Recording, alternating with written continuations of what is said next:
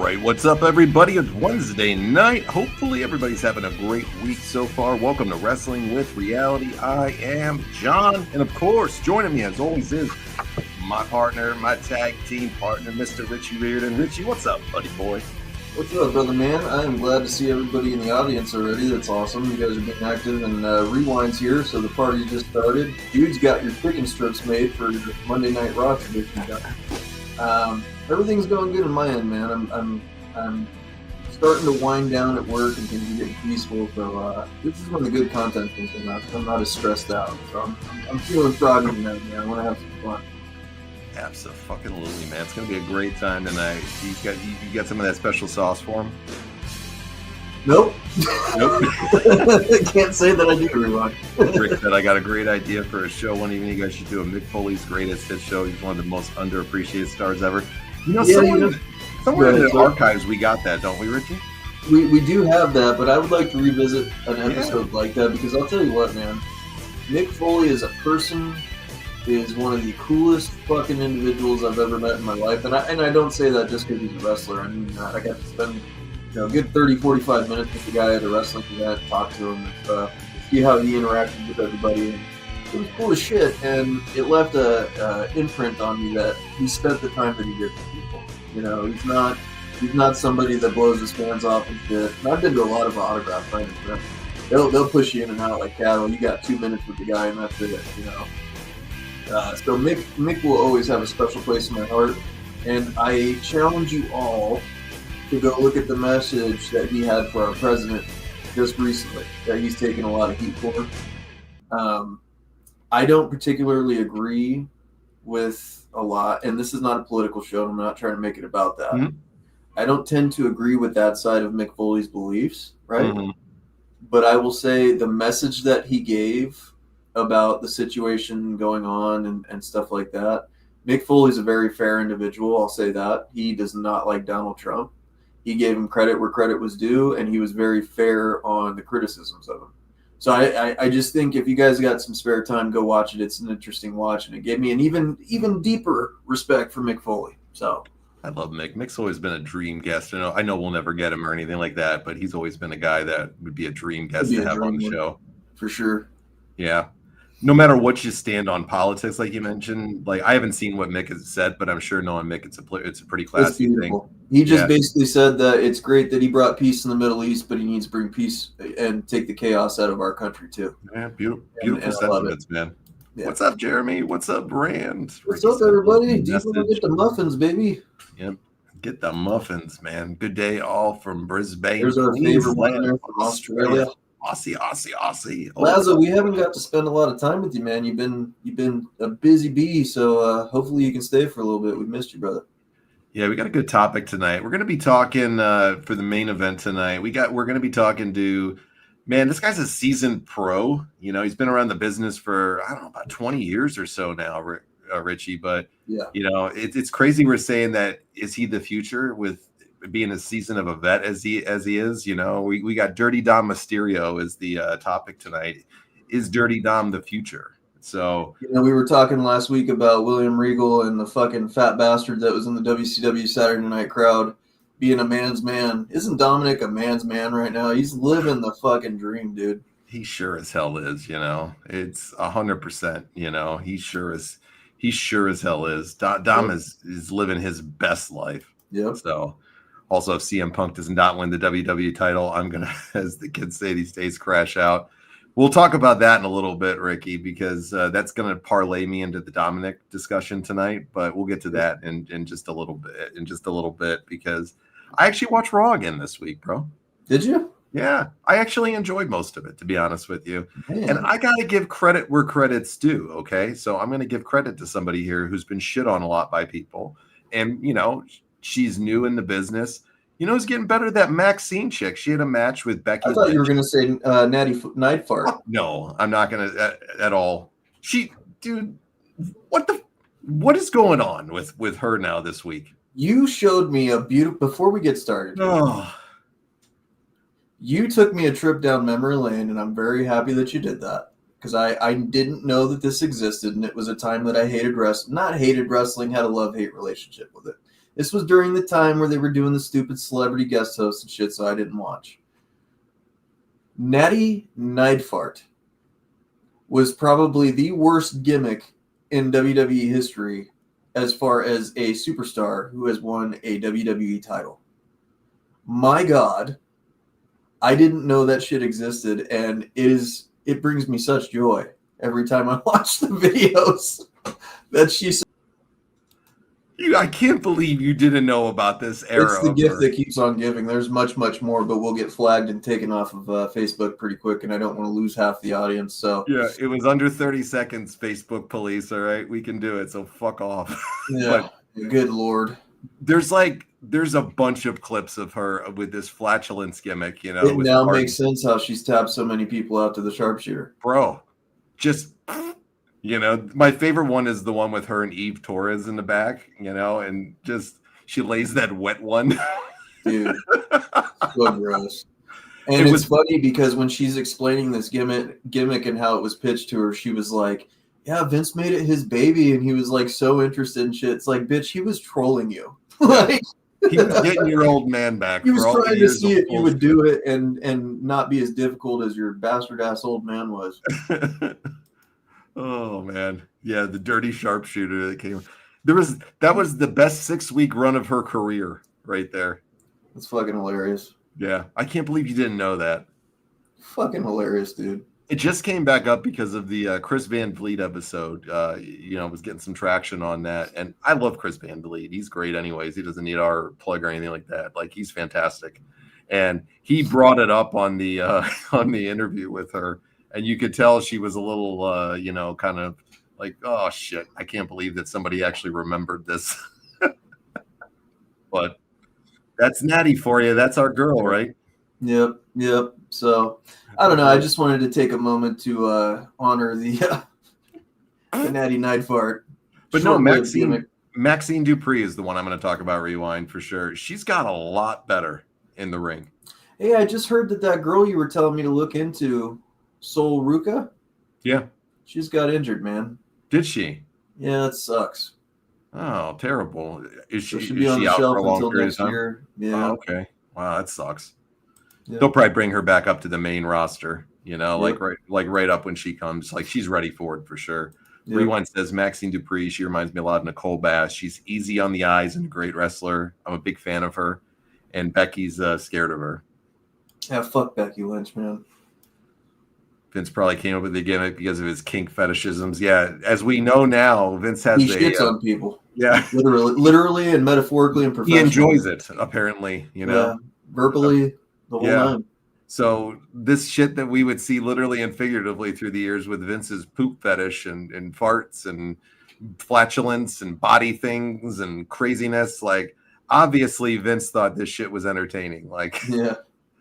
Like, what do you think he's thinking of when he puts this gimmick with Natty? Is he punishing the old man, or is he sitting over there and saying to her, he's like, there's nothing I want to do with you, but you're annoying and I can't fire you. So I'm just going to give you this shitty gimmick. Yeah, I'm going to give you a shitty gimmick. You're the flatulence girl. Yeah. And she took it as like a fucking prized possession. She's like, well, at least I'm being featured. Yeah. No. Did he ever screw a corpse though? Yeah, that was one. I think that was honestly Vince doing that to Triple H to haze him. You think so? Oh, absolutely. Yeah, he should have farted. Didn't he like tease that a few times when he would do the Kiss My Ass Club or whatever? Yeah, I think he did. VKM is the Scat King. He is per owner of Poop Maps, I'm sure. Richie has a subscription to that. Dude, I'm going to be real with you. Like, at first, I wanted to hear all the evidence of the case, but at this point... No, it's over. I'm so sick of the fact that we don't have Vince McMahon in the Hall of Fame now. Like, to me, is he a sick fuck? Yeah, probably, you know. But do I think it was, like, residual? Yeah, probably. You know, like they definitely were consensual the whole time, and you can tell that with the evidence of the case. So say what you will, that's just my personal belief, you know. And you know, I'm not saying this is for, you know, entertainment purposes only. I'm not saying it didn't happen the way she said it, whatever. I'm just saying the evidence that I've seen and I've looked at, there's a whole different story than what they're saying. So. Shit, the text messages that have been released alone, man. You had to say shit before that too, didn't you? Yeah. It just comes out naturally, you know? It kind of added an element of like, I'm just going to leave that. We'll just, it kind of added an element of like rewind to Vince McMahon's character. You think Linda was into the I wonder shit? if Rewind's ever shat on somebody. Oh, God, I don't want to know that one. It's horse shit that Stephanie's going in before Vince. Rewind says you have to be able to separate the art from the artist, put Vince in. Yep. Do you think he'd even want to go in now? Nope. No, I don't think on your life. I think that I think he's sour towards the WWE, and I don't think he would go even if I don't think he would go even if he wanted to, even if not if he wanted to, but I don't think he would go even if they called him and offered. You know. This makes the character from the Firefly Funhouse even more funny. This is such good shit. Yeah. Yeah. No shit. I think they'll put him in after he passes one day. Yeah. You know. I think we'll be old men by then. Yeah. I mean, Vince is 80 years old right now, so time isn't definitely on his side. I hope he lives a long life. You know, of course, he's already lived a long life, but I hope he continues to live. He's already lived a long life. Yeah, I hope he continues to live a good one or anybody for that matter. You know, but 80 years old, time isn't on your side at that point, unfortunately. No, it sure ain't. So I don't know. I think one day down the road, for sure, Vince will go in, but it's going to be when he's not around anymore. Yep. I wonder what the relationship is like with him and his kids now. From what I've heard, they don't have much association with him. I heard that Stephanie's like ashamed of him. I've heard that Linda is estranged from him and she's doing her political thing. And I've heard Shane McMahon doesn't have much contact with him either. I mean, he'll show up for his birthday party, but other than that, it's not like a regular thing. So Rewind says, I think Vince is just crashing cars and smashing hooker, living his best life with that weird ass fucking hairstyle. He looked like a fucking vampire, dude. Like straight up, he looked like a vampire. Gray streak that he's got going down there, and it's like jet black and everything. It's like I was saying last week on the show. I wish he would have fucking had a shaved head with a fucking do-rag on and the ECW title when he strolled in that court. It would have been hilarious. Bro, when you see his hair, you know what the thing is when you see it, like that look that he had last week, bro? Like, this is all I can think of. He Pepe intentionally had somebody. what was that? Pepe Le Pew. Absolutely that too, but he paid somebody to style his fucking hair like that, dude. And you know those fucking bastards that styled his hair were like, I'm gonna fuck this dude up. No, he had to have gone in there and said to them, "Hey, pal, I want this fucking Pepe Le Pew look going on in here. What do you got to do, pal?" Thank God he got rid of that awful Monopoly mustache or whatever the fuck he had going on. That the fucking Pablo Escobar stash or you know, the El Chapo that he had going on. Yeah. What the fuck, man? That guy has had some interesting looks since he's not been in the WWE spotlight anymore. His mother lived about 30 minutes from where I live. Extremely nice lady. Vince built an indoor tennis building for his mom in Evansburg, Pennsylvania. All right. Yeah. I thought about Vince. I thought Vince was dressed for a Munsters reboot. Yeah, he sure as fuck did, man. His mom lived to be over 100, Jeremy said. That's wild. Yeah, so Vince probably will have a long life, you know, already has a long life, but probably will have What's your opinion on the case though? Like, do you think he should have been fucking disgraced like that, or? No, I don't. No, I don't. I'm not saying anybody deserves any type of, you know, mistreatment in any way.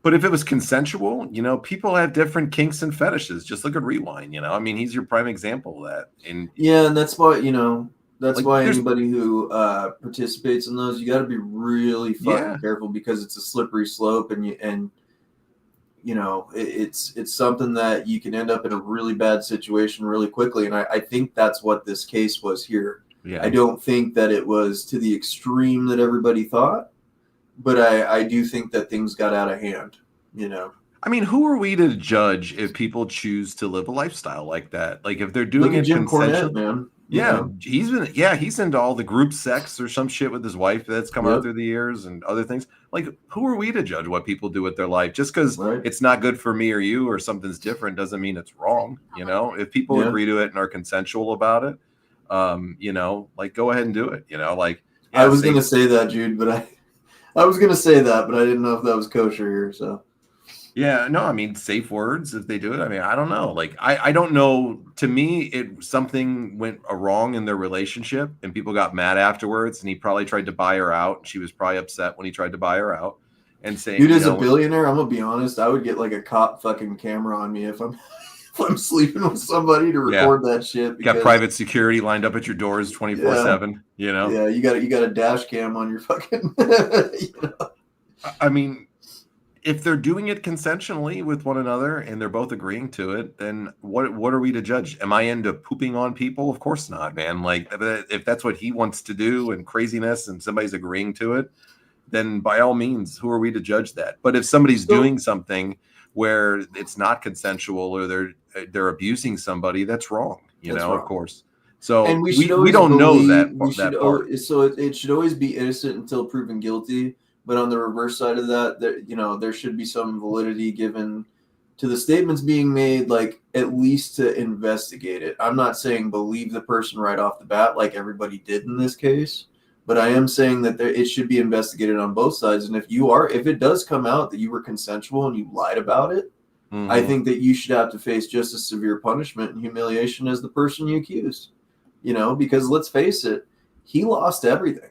He literally lost everything. And yeah, you can sit there and say, well, he's a billionaire. Who gives a fuck? WWE was Vince's creation. WrestleMania was his creation. And how does it feel now to sit at home in your mansion with all your billions of dollars? Yeah, you got the billions of dollars, but you lost your life legacy. You lost your family legacy. You're looked at as a disgrace now over something that you're not even convicted of. Mm-hmm. Because you had a difference of what the norm is, Like, if it comes out that, which they've investigated this for years and nobody's been able to find anything that says that he did anything forcibly to her, in a forceful manner. It was all when she didn't get her second payment. Yeah. And the only reason he's getting hemmed up is because it was company money and not his personal money. Yep. 100%. Like, so if there's no crime there, like, I can't really be mad at it. Do I want to do the things that he does? No, but that's why I get pissed in wrestling forums now. If you bring up Vince McMahon at all, everyone's like, "Oh, you're a fucking asshole," and blah blah blah. It's like, no, he hasn't been convicted of anything. Like. Well, in today's day and age, as you and I both know, with just about anything, it's guilty till proven innocent. Yeah, absolutely, and it's bullshit because it's supposed to be the other way around. Yeah, 100%. Rewind says it right though. When you're doing things like he did with crapping on people, it's a power move that he has. He likes to be in charge. Do you think he actually shit on her on purpose, or do you think it was like okay? Yeah, absolutely, I do. 100%. Like, because everything I've read, it was an accidental thing, and then he went in the shower and left her out there. No, he was intentionally doing it. He was doing it, as Rewind said, as a power move. It's the psychology behind it. When you look at it from that component. I didn't even know that was a kink, to be honest with you. It is, yeah. It's a dominant and submission type of thing. It's a thing that you'll see people do that have powerful lives or things like that. Or so you think he's the dom, like as far as like he likes to be the dom type of thing? Absolutely. Because normally when you're a billionaire, like, I'm sorry to interrupt you, like, but when you're a billionaire, look at Trump, whether you like him or not. The guy's he's got a God complex, Yeah. Vince has a God complex. They think they can do anything to anybody. Look at Donald's video he puts out trolling the people from the No Kings Parade. What's he doing? Shitting on them. Right? It's a power move. True. Fair enough. So when you have that type of money, like, you're billionaires or you're Did he legit share that video? Yes. Like, he posted that? I believe so, yes. Wow. Or retweeted it or something like that, yeah. Wow. Like, real classy, right? Yeah, that's pretty shitty. Yeah, literally. We're talking a lot about shit to start this show tonight. Yeah.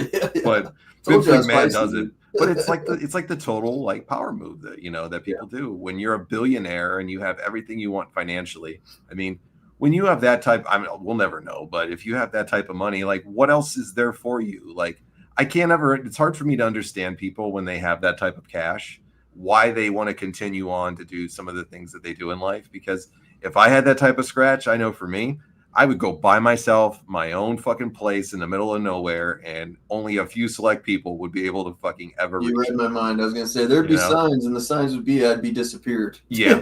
I am gone, bro. Yeah. Like, the certain good people in my life have my phone number always, and if they want to come out, I'll give them the coordinates on where to go to. The coordinates, not an address. I'll send you a fucking plane if I'm that rich, I'll I'll send you that Right. fucking plane. But Right. what else are they going to have at that point? So it becomes a fascination with them to be in control of people because that's what they're used to. Do you see Vince doing any I mean, he's putting his feelers out there for the likes of the BKFC.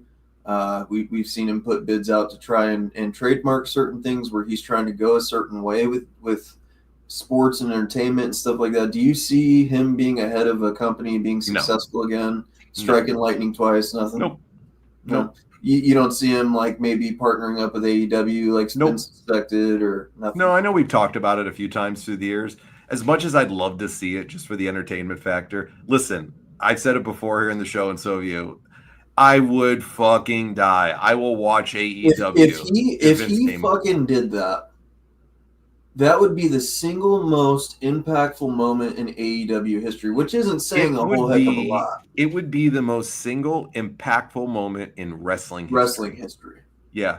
The Even man that created it all. Hulk Hogan's fucking heel turn. Bigger than everything, bro, if he did that. Like, if he ever wanted to give the fuck you to people, man, and just stick it right to everybody. Like, you think he was bad versus Austin? Do that shit. You know what I mean? It would be gold for a few weeks. It would be, I'm not saying it would have longevity to it. I'm saying it would be the most influential moment in wrestling history. The man that took the company that was dying from his dad, had to pay for it, didn't even get it from his old man, had to buy it out, bankrupted himself multiple times. Him and his wife were on the balls of their ass, put everything in. Nearly went out of business. WCW kicks the snot out of this guy over and over and over and is embarrassing him. Instead of instead of sitting over there and letting himself just continue to get his ass kicked, he comes back, fights back, kicks the shit out of them, knocks them out of business, buys every competitor that he's won through the years, and then he gets forced out of his own company because of something that stupid that he did. One thing, he gets forced out. Yeah. Dude, he doesn't care about money, obviously. Like, he doesn't fucking need it ever for the rest of his life. He doesn't need a business that's going to make him anything. He's 80 years old. He can live like a king for the rest of his life. That would be his last fuck you to everybody. Bro, he shows up on there and they give him a live mic and just let him go. Crazy, delusional or not, that is going to be... Fuck it. I mean, I'm so game for that, dude. Like, if that happened, I would probably watch AEW for a solid month. Yeah, at least. Straight up. That's literally, to me, the only thing that Tony Khan can ever do.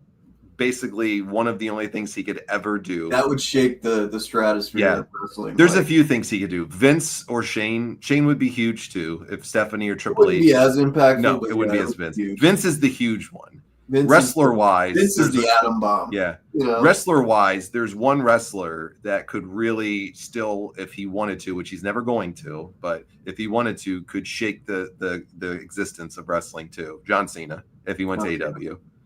Brock Lesnar would be a good one too. Absolutely, but not to the level of John Cena. Would you pair up with Brock Lesnar over there? Yeah, like if a John Cena went out after this run and said, "I didn't like my run," and here you go, like I'm going to go. Cold showing up would be a huge deal. Big guys like that, monumental, acts. That I thought Bret Hart was a huge one for them to have on there. When he presented the title the first time. But it was like, so Bret didn't even know what they were at the point, basically. He was doing a convention across the street and they called him and offered him money. Remember? He's like, fuck this shit. Like, I think he said they offered him like a huge chunk of money to come over and just present the belt. And he goes, I don't know what an AEW is or what they're doing or any of the guys on there, but it's like, I'm right across the street doing a signing, making money anyways. The guy offers me money and says, pass the belt out. I don't care. I'll do it. I just got to mention something real quick. Jude says that just saw that Nick Gage has entered himself into treatment indefinitely, which, listen, man, I'm not knocking anybody for addiction. Lord knows I've had mine. But, what else is new? I mean, Nick Gage, I'm sorry, he's not a quality human being at all. No. Wish him the best, man. Hope you beat your demons and you become a quality human being, but he's trash. Brett. Will Goldberg be there? Right. Yeah, well, I hope he gets his head straight, the old MDK. He'll always have heat with me. Always. But didn't he cut a promo on you? Yeah. Yeah. So he's going to kick your ass or something? Yep. Yeah. Yep. Come on. You know, somebody's paying him to do it anyways, but Right. you know, this ain't a fucking death match, bitch. You know, Yeah. like Right. I don't buy all that fucking bullshit that he puts out. So No. you know, The guy's an idiot. He's the kind of guy that would walk into a bank without a mask on. Oh wait, he did that. Yeah. Rob it. Yep. You know? Like I know that shit scares other people, but none of that robber bullshit fucking mentality that he has ever scared me. So, not that he'd know who I was passing down the street. And to be honest with you, if I walked past him on the street, I wouldn't recognize his ass either. He's a bum dude. It's not like he's a wheeling dealing fucking jet flying son of a gun. He's a fucking Pinto driving. I can never understand the fascination with some of these groups of fans with this guy.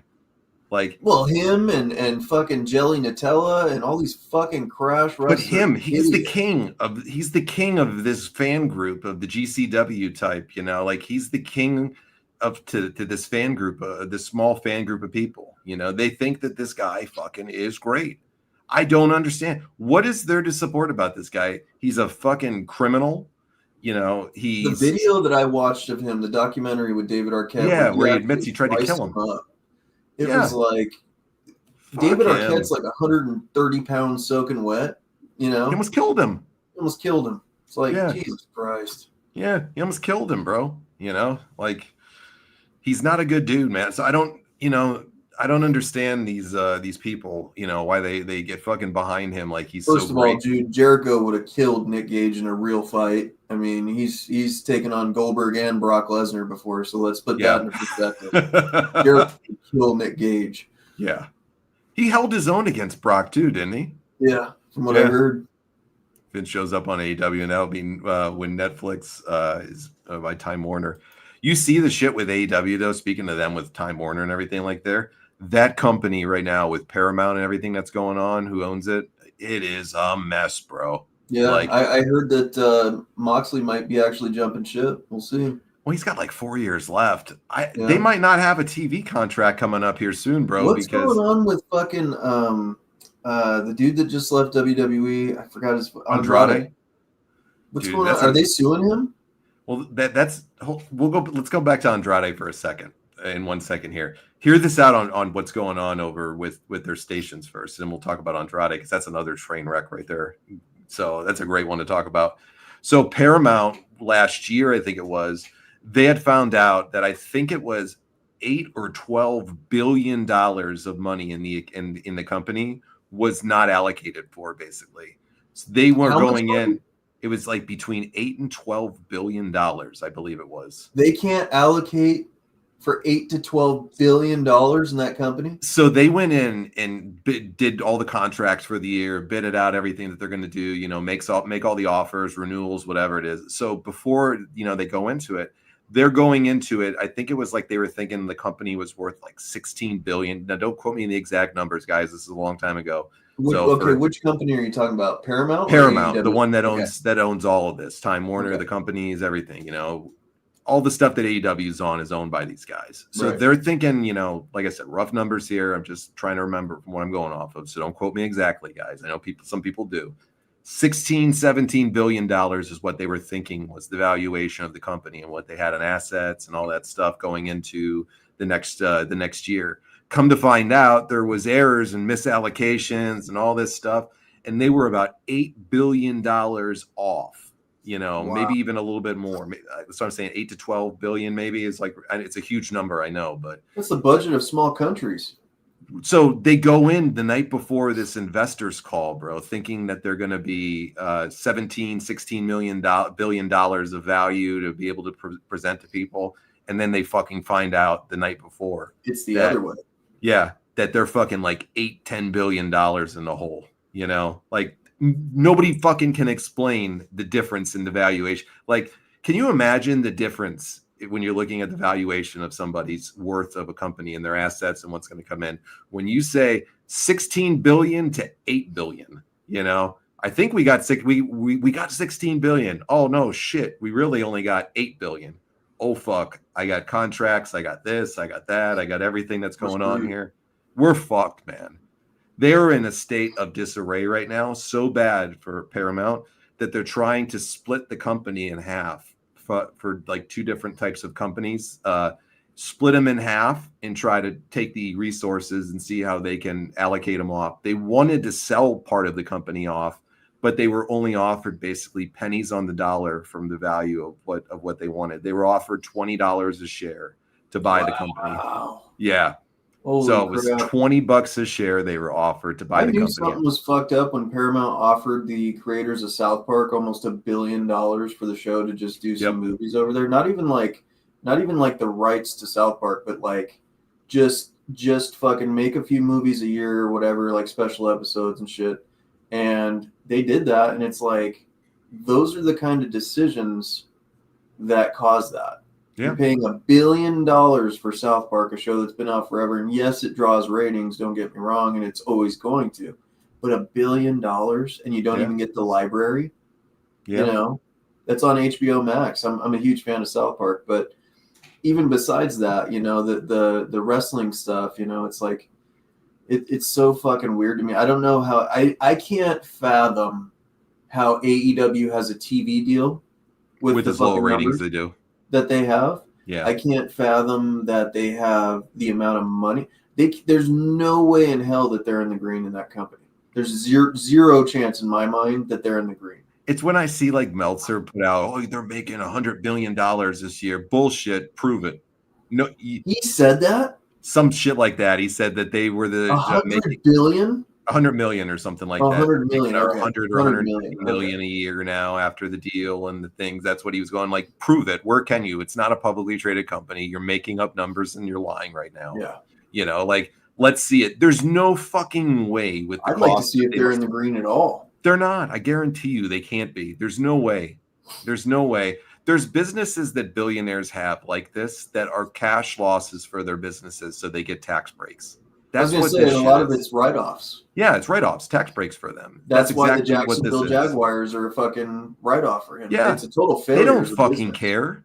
Yeah. They're going to make the money back in their write-offs from the business stuff, man. They know how to write this shit off. As soon as it doesn't become a write-off anymore to them, where it's something that's valuable to them, they're not going to have the company around. His old man's going to put the kibosh on it. His making up numbers is worth 354 stars. That's some Steiner math there, brother. That's the Dave Meltzer star system there. 4.25, you know, 5.25. He just makes a 6-star match. I mean, he's the biggest panderer for these guys. But let's be honest too. When we look at this with AEW, potentially could be losing this with Paramount's disarray. They're saying the same thing about ESPN, is that they have bit off so much more that they can chew financially. And then with when WWE? with the $350 million or $500 million a year, whatever it is, investment, that there's no way that they're going to break even to the point, because most of their subscription base is through cable. You know, it's kind of funny, these big companies and these big execs and stuff that are doing these, you know, signing these deals away, fucking all this shit. It's like, how do you not have smart people around you that are advising you that these are bad fucking business deals? Yep. Like you're promising the world to a company that has, I mean, you just look at the case with WWE. How many multi-million, I'll even say as far as going to $1 billion deals have they signed, where it's like one after another. You do and it gets bigger every time. You had the WWE Network deal, you had the Peacock deal, and then you transitioned over to fucking all these different Netflix, and then Netflix and ESPN and all this shit. It's like, how many times can you pull the fucking, you know, the wool over people's eyes and sell your same product? And just it's not like their numbers are improving. They just break it into a little piece and give this person they're not getting the whole fucking pie. You know what I'm saying? They're just getting a little piece of it. Their numbers aren't like anything special either. Let's be honest with you. They're not Attitude Era days, man. Yeah. They're not making massive numbers. They're making a couple of million a show if they're lucky, you know, whether it's on Netflix or whether it's on USA or whatever channel that they're on now for some of the shows. They're probably getting a couple of million people at the most. And well, I'm going to tell you, if ticket prices keep going the way they are for WWE, you're going to start seeing AEW type numbers. Not to the extreme of that where you have empty arenas, but it's going to start falling off. Until the fans stand up and fucking do that though, Richie, like it's never going to happen. they're gonna keep fucking selling those at those prices. Why would they not? Why would they change their business model when some moron's gonna continue to pay $70,000 for a ringside seat? You know, So stupid.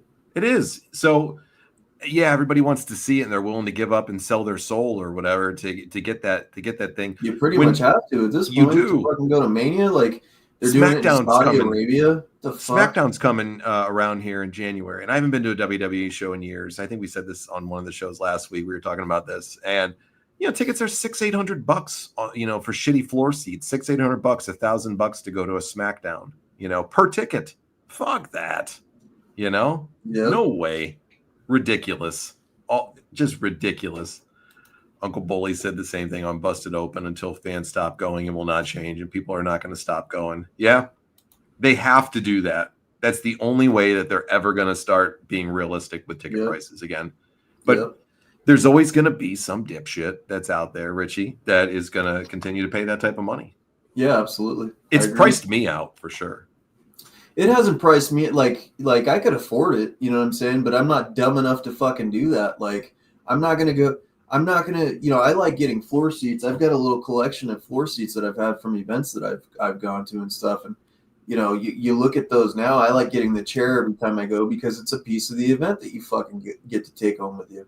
Mm-hmm. And now you look at those numbers and you're just like, I can't fucking justify, even if I had the money, and I do. I do have the fucking money. I can't justify it to do that. That's my whole thing too. Is there's no megastars on the roster. There's no fucking Stone Cold Steve Austin. There's no Rock. There's no Undertaker. Like, who the fuck am I paying that much money for to go see? CM Punk?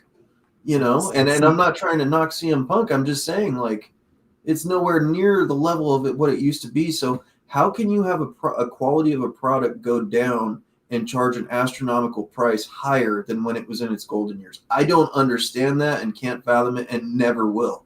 Yeah. Ever.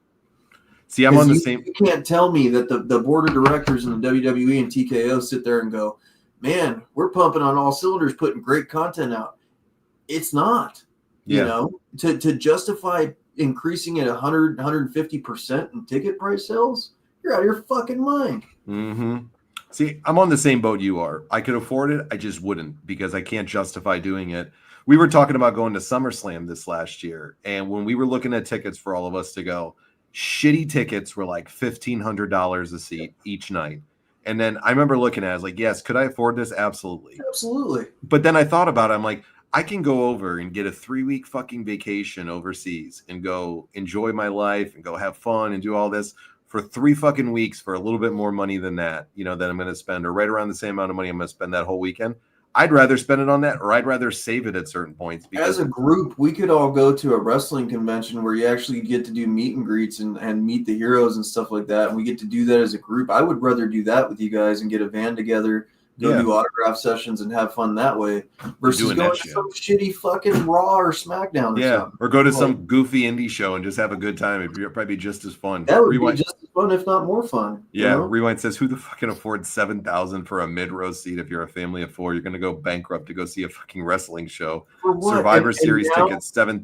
Jeez. Here's my favorite thing that they have now when you go to purchase tickets. They're like, you can put this in 6 easy payments of fucking whatever. It's like, you're going to go into fucking debt now. And mortgage yourself off for the next year to year and a half to pay this off. What kind of fucking thought process is that? That's an instant no. That's a loan shark move right there, bro. It's predatory stuff, but they're going to allow it because they're going to get their money and interest back at the end. And until somebody says, no, we're not going to do it, then they're going to keep gouging each and every one of us. It's ridiculous, see. It really is. It's ridiculous to see. Let's go to ridiculous 2 with AEW here. Sting's last time in face paint is going to be in Pittsburgh in December. Just saying, tons of wrestlers are going to be there. I'm game, Jude. If you got a big enough place, or if there's a hotel nearby or something, buddy, I'm fucking game. If everybody else is, I'd go to that. If you came down, I don't live far from Pittsburgh. You could stay with me and we could drive down if you wanted to go do it. That'd be fun. That would be sick, dude. That would be a good one to see Sting in his paint the last time. I would be game for that. That would be fun. Yeah, we could definitely talk about that one. I'd be down for that. That'd be a real good time. Yeah. Sting brought me up to my next point. So AEW had Wrestle Dream this last weekend. Don't really ask me what went on the show because I really don't know any of the matches other than a couple. It's the one moment when AEW, it's almost every show now that they have, it's can they go even farther and farther into stupidity? When did you see the Moxley and Darby Allin match that they were showing clips of? I didn't see the full match. I watched the highlights, but did you see them? He's drowning him in a fish tank, bro. Come on, bro. What are we doing here? It's almost worse than the surrender. The fact that we're even talking, like, I used to say that Moxley and Darby Allin were like the high parts of AEW, and now I'm like, every time I see something like this, I'm like, okay, God, like, dial it down a little bit. You know, we're drowning people in fish tanks now. Like, this is wrestling, really? Come on. We got a Sting appearance though. I mean, it wasn't that good, but yeah, we got one. It was like Obi-Wan, or it was like Luke Skywalker when he fucking stood in front of that thing and was like, "Hey, kid." Yeah, how's it going, dude? Mox tried to turn a Darby into a sea monkey. I'll tell you what, the age. So I've always been one to say that Sting doesn't age very much. He sure did. Wow. Do you like that long goatee that he's got going on? I do. I don't. It looks horrible on him. I think the reason why I like it is it brings, I don't know, it brings like a wise feeling to him. I don't know. It's weird. It's kind of perfect for the moment in his career. You know what I mean? He looks great for his age. He moves around tremendous. You know what I'm saying? He's in his mid-60s now. Let's be realistic. It's funny when he comes out with the bomber jacket and shit like that. Yeah. I mean, it's great to see him, but he looks old, bro. Yeah, you know? He definitely does. There's no doubt about that one.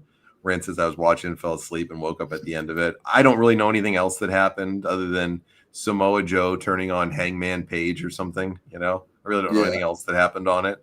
But that spot just gets me because it's like every time either Moxley or Darby Allin, when you think they can't stoop to a new low of something stupid in the ring, each of them do it. Yeah, I know you guys like Darby Allin. Like, I can't get into Darby Allin at all. I loved Darby Allin in the beginning because his vignettes were very creative. His character was creative. He did a lot of wrestling out here in the indie scene in Arizona with Brian Cage and stuff like that. Like, Darby Allin was great until they started doing the jackass stuff, man, where it's like he puts fucking spikes on his face or what, like goofy shit like that. Like it's one thing to have a small guy fight a big dude and it be a battle and all that, and even showing color is fine. To some extent, showing a lot of color is fine because you have those moments like Mick Foley and Triple H where it's like a war and a memorable fight and it's something you'll remember forever, right? As long as you're telling a story. Mm-hmm. I can't stand Darby Allin. To me now has turned into Nick Gage. You know, it's like is the more crash, the more fucked up it is, the more retarded you do things like drowning someone in a fish tank or injecting somebody with a fucking needle or strangling them with a fucking plastic bag. Like, what the fuck are we doing and what are we turning wrestling into? You know? It's garbage, man. And when I watch it, it's garbage. That shit. And there's a reason why their ratings are in the toilet, and it's because you're appealing to a small niche audience that watches GCW and jacks off to that shit every fucking weekend. It's retarded. Darby's a 2025 version of Spike Dudley. If Spike Dudley ate paint chips as a kid. Yeah, that's being decent and nice.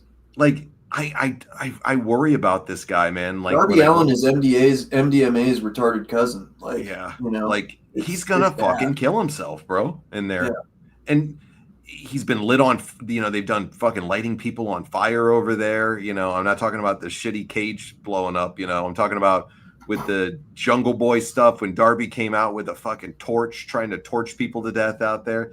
The stuff that they're doing over there is going to get somebody hurt really bad. Either Darby's going to die on air or he's going to hurt somebody really bad. Yeah. You know, they do. And I know accidents happen in wrestling and stuff and all that shit, but they go too far and he goes too far. CZW is AEW now. It's probably nicer in AEW or CZW than AEW is. Rand's like, I woke up when Sting came out. That's pretty fucking sad, dude. Yeah. That was like the moment that woke you up. Yeah. It's Sting! Rand wakes up from his slumber. I love when he's beating the fucking bat and shit. That was cool. Yeah. Sting looks like your dad's coming in the living room during Christmas and tells you to stop fighting over the gifts. Yeah, no shit. I still love the Stinger though, man. Sting will never get old with me, Never. and the fact that I watched a really good interview with Vampiro, and they both got together and hashed things out apparently, and talked about Christianity and stuff, which is really surprising with Vampiro. Like I did, he's into the whole other side of things, so What that is was that interesting. preacher up to these days? Looks like he's still doing his Radio Vampiro podcast. I don't know. Still Maybe they'll have sponsored by another. Blue Chew. Yeah, maybe they'll have another Inferno match. Yeah. Didn't we watch that for a watch along a while back or something? Yeah. Yep. Boy, what a horrendous pile of shit that match was. That was pretty bad, dude. Oh, I think that was one of our was it really that bad episodes, which we'll have to get to and get back again in a few weeks. We'll definitely come up. We got some fun topics in store for the next couple of weeks that we're going to do. So next week we haven't done one in a really, really long time. So we're going to do a trivia night. We're going to do ECW trivia next week. So you've already got some questions made up. I'm gonna sprinkle some in myself. Okay. Rewind is gonna probably take the cake on this one that night, but you never know. Ricky might sneak up. Rand's really knowledgeable. Laz is really. I mean, everybody. I don't think it's a given for Rewind, man. There's a lot of knowledgeable guys here. He's the fucking like you're the WCW mark and Rewind's the ECW one. So I don't know. We'll see. I'm putting if I was a betting man, I would put my money. I would be all in on Rewind, but we'll see. Yeah, so we'll do next week. We're going to do ECW trivia. Then Jude came up with a good topic for the week after that we're going to do. We're going to do our top 5 best and top 5 worst title reigns of all time. And yeah, the dynamic of the show that I want to start seeing us do is basically we do like this, where we come on, we shoot the shit, and then at the end when we have our main event, y'all come on with us and talk with us. I think that's a great time for everybody. We have fun and it's a good time. So besides that, with stuff like we're talking about, we're going to go back to doing trivia nights and fantasy bookings, and we're gonna sprinkle it all in there. We're gonna do live streams with UFC. I mean, it's gonna be a fun time for us. So yeah, we had a lot of fun on Saturday just doing that impromptu stream, and we had a blast on that night. That was a really good time where we were all just shooting the shit and having a good time on there and just watching a little Saturday night and talking about life. So a lot of fun stuff upcoming in the near future, but that's going to be our schedule of events for the next couple of weeks that will take us through the next few weeks. And we're always looking at extra topics. So if everybody's got some good ideas, then definitely bring them up. We are always down for some good ideas as well. What happened? So what happened with Andrade? We forgot to go into that. Okay, yeah. So with Andrade, apparently Andrade, when he went back to AEW, that he told AEW apparently that he was free and clear and didn't have any no compete clause and that he was good to go. And apparently that wasn't the case, Richie. And he apparently I misinterpreted the rules. I don't know how you could have misinterpreted this one if it's as true as they say, because he had to sign a 1-year no compete clause. That's bad, dude, because normally it's 90 days. So the reason they have a clause in some of the newer contracts, and they're putting this in now, which people are challenging, is this legally valid and the validity of it because they're independent contractors, but they have a new clause that they've been putting in for a while, apparently, in a lot of people's contracts, that if they're dismissed for bad conduct reasons, then they get put on a 1-year no compete clause. I don't know. Dismissed for bad conduct? Well, apparently he had a bunch of wellness violations and some issues with that. And that is kind of what's in question, where people are debating it. Some people saying that he left voluntarily. Some people are saying that he was let go for those reasons right there. What's your take on it? He's a cancer no matter where he goes. So if it's great a bad performer, right? Like great performer, yeah. He's a cancer wherever he goes. He's a cancer wherever he goes. Yeah, he's like Alberto Del Rio. He's his own worst enemy. Absolutely, 100%. He doesn't seem like a guy that gets along with most people. He seems like a cancer where he goes. He doesn't stay anywhere very long. They bring him back over and over again too at places. I don't know why, to be honest with you. I mean, they lose traction with him in about a month because he's very boring and generic, in my opinion. And I think he's just not as an exciting of a player as he likes to think he is. But nonetheless, he gets opportunities, but he goes back and forth through places. So I think he was probably discharged for bad conduct reasons. He signed a non-disclosure, apparently, that said that he can't work, or sorry, no compete, excuse me, not non-disclosure. He had a no compete that he signed for a year, and tells AEW he's good to go. Shows up on TV, and WWE sees it, of course, or hears about it, and apparently they're suing them about it. So he didn't stay with Flair very long either. That's no, fine. that only lasted a couple years on that one. Yeah, he didn't have a no compete clause after that, dude. No, he probably cashed in pretty good, on some divorce money, though. I would assume. I think she was probably bringing in more cheese than he was. Don't you think?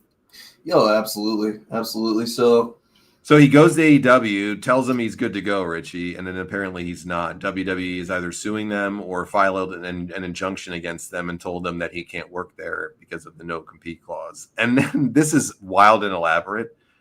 There's the room, and he said that this is not true. He said he didn't know why he has to say this and why people think this, but there's also a rumor going around that he's a part of the Mexican drug cartel. You think Andrade is part of the cartel, bro? I think everybody pretends to be nowadays. You know what I mean? Like, he said he's not a hero in their own fucking mind, but whatever. He said I don't know where people get this shit from, but Jesus. No, I'm not. But that's the other rumor going around. He's part of the cartel now. I just think this guy's a cancer, and I think wherever he goes, he's a cancer. And if he is part of the cartel, he ain't very fucking good because he ain't got any money. Yeah. Well, you never know. He might be doing well for himself, and we don't know. So I don't know. He's got 9 lives. Either he's got something on people and can land himself a decent job pretty much anytime, or he knows somebody that gets him a job where he wants to go. I don't know. I'm going to say it's that second one. Yeah, that he knows somebody that gets him a job. Yeah. And probably gets himself a nice contract. I don't know what the reasons always are. I think the only reason WWE brought him back on the last go around was because of Charlotte when they were married. Oh, yeah, absolutely. Yeah, but and I think that's the only reason he went back. With her, there would have been nothing. And then he magically, got paid to basically do nothing for 2 years, and they were divorced for a while. And when his contract was, it's not like Shinsuke Nakamura where you could have hit a home run with the guy. The guy was a fucking turd from the get-go. Yeah. I mean, if she learned anything from her father, Rewind, I hope she did have a prenup. So that guy's. I bet you she didn't. She's ditzy. I don't know. Love is blind to a lot of people. I'm not a prenup guy in any way either, but I don't also have millions of dollars, so it's. I think if I had millions, I'd be a little bit more leery of it, but Listen, that's why, boys, this is a hard lesson to learn. Having tangible cash in your hands is a prenup. It's way different, yeah. Yeah. It's way different than keeping it in your account, as I can tell you. Right. We both can tell you that one from experience. Yeah. They'll find it. It's not incriminating now. No. When you have it in your account, they'll find it, and the ex will get some of it unless you got a prenup. But for these people that are millionaires, I mean, I would have a prenup too. Not that you're going into a marriage wanting divorce, but yeah, you got to protect yourself, I guess, when you have that type of cash. There's stuff that always could happen. Always, but that's the Andrade stuff. I don't think you're going to see him anytime soon. I think AEW preach. Yeah. Amen, bro. I think a lot of us here know that one really, really, really, really well. Really well. But yeah, I don't think you're going to see him on television anytime in the near future, Richie. I think I think the days of Andrade being on our show is definitely not going to be there. I don't think what's that? Life advice of Richie. Keep tangible cash on you at all times. That's right, baby. That's right. Johnny knows that too. I say that all the time, don't I? Yep, absolutely. Yeah. I don't think we're seeing Andrade either. And you know what? Good riddance, man. I mean, I don't know about you guys in the chat or anything like that, but I'm not going to miss him, to be honest with you. I don't care if Andrade wrestles tomorrow in the Indies or whatever. For all we know, he'll end up with fucking, Mr. Pink Hair Matt fucking Riddle wrestling at a fucking bingo hall somewhere, They'll have an MMA fight somewhere for somebody, down the road. Have you seen that fucking turd burglar? Oh my God, he is Riddle. Oh, dude. That guy with his fucking pink hair, he's looking like Tekashi 6ix9ine, he's trying to remain relevant at any cost these days. I watched him wrestle at like a birthday party with some kids and shit. I saw that too. Dude, There's about 20 people there. Yeah, I was like, what the fuck? Could you imagine going from the big lights of WWE to somebody's backyard? Well, it was like the video I sent you guys earlier with the franchise, man. And no disrespect to the franchise, and I know people got to go do their thing. There's a clip of him that just came up online today. I sent you guys. He's wrestling in a fucking barn with horse shit in the back, man. You know, and they put up a ring at this place, and he's literally trudging through the barn to get to the ring. Like, that's got to be crazy for these guys to go down and get to that level. You know, honestly, oh my god. I hope that's not a fucking shoot on that, dude. That's ridiculous. But the franchise, I like the franchise, man. He gets a lot of heat for a lot of his opinions, a lot of his fucking outlandish shit that he says. But you know what? I've always liked him. I didn't like him as the Dean, obviously, but the franchise was a good gimmick, in my opinion. And I think Triple H ripped a lot of the franchise's stuff off to be the Dean. Agree. Listen to their promos. Absolutely. And so, you know, there's a lot of originality that he brought to the wrestling game. And, you know, let's not forget the notorious promo of him throwing the Eastern Championship Wrestling title down and turning it into the ECW that, you know, Rewind fell in love with. So, you know, there's a lot of stuff that he contributed. And I'll say this too. He always knew the time would come like this. He would always give shit to the wrestlers that would give shit to the fans and call them all marks and say that they wouldn't stop for autographs or whatever. He's like, there's going to come a time where the fans aren't going to want to call you anymore for interviews or ask for your autograph. So enjoy it, you know? So he still loves it too. He still loves it. And, you know, if he's wrestling in a bingo hall in front of 12 and fucking you love people, it, I say so be it, you know? Amen. At least he's not an asshole anymore, but not anymore anyways. You know? Listen, I'm not the biggest mark for him at all, but he had a hell of a career too. But Rewind makes a good point here. The franchise Shane Douglas's career has been all downhill since '99 when Taz defeated him for the ECW title. I mean, that's what happens when you put your life on the line against a savage like Taz. You know, franchise was a guy that gambled on himself a lot. You know. Yeah, and it didn't always work out. Paid off, and sometimes it fucking didn't. You know. He's been around for a long time and is still doing it. So. Yep. He wrestles here in Altoona. He's a hell of a guy. Loves the crowd. Loves teaching his craft. And if you love it, by all means, whether it's a barn or a birthday party, but I still stick to the fact that Matt Riddle's a gigantic chode. Yeah. Like that guy is he's just a piece of shit too. Yeah. And you know, I never understood, you know, I don't know. They were trying to make like a second coming of RVD or something. I don't know what they were trying to do with that, but it just never worked with me. Well, the difference is RVD's likable. He's not.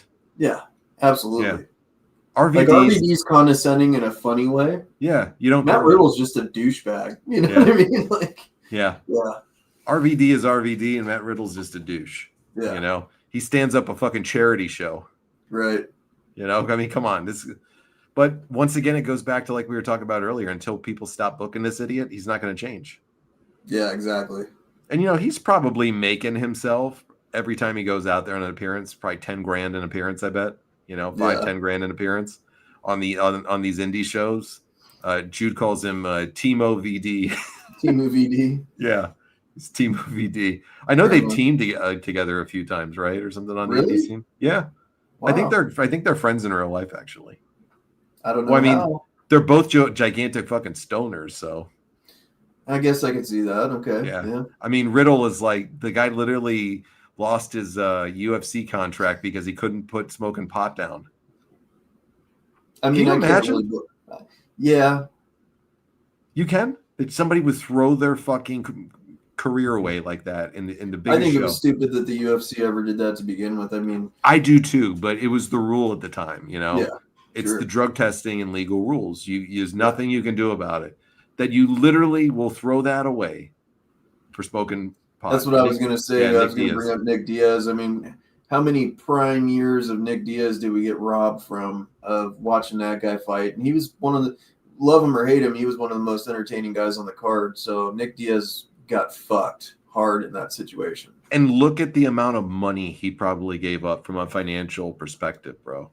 Like, Nick Diaz was making good cash when he was fighting. Really good. His brother surpassed him in every single way. Oh, absolutely. I bet you Nick gave away in all those years of not competing because of the weed stuff and just not putting it down. I bet you he gave away tens of millions of dollars in fighting revenues and purses. Yeah, and that's not including the sponsorship. That's not including, any of that shit. So He's in a yeah, real bad way right now, isn't he?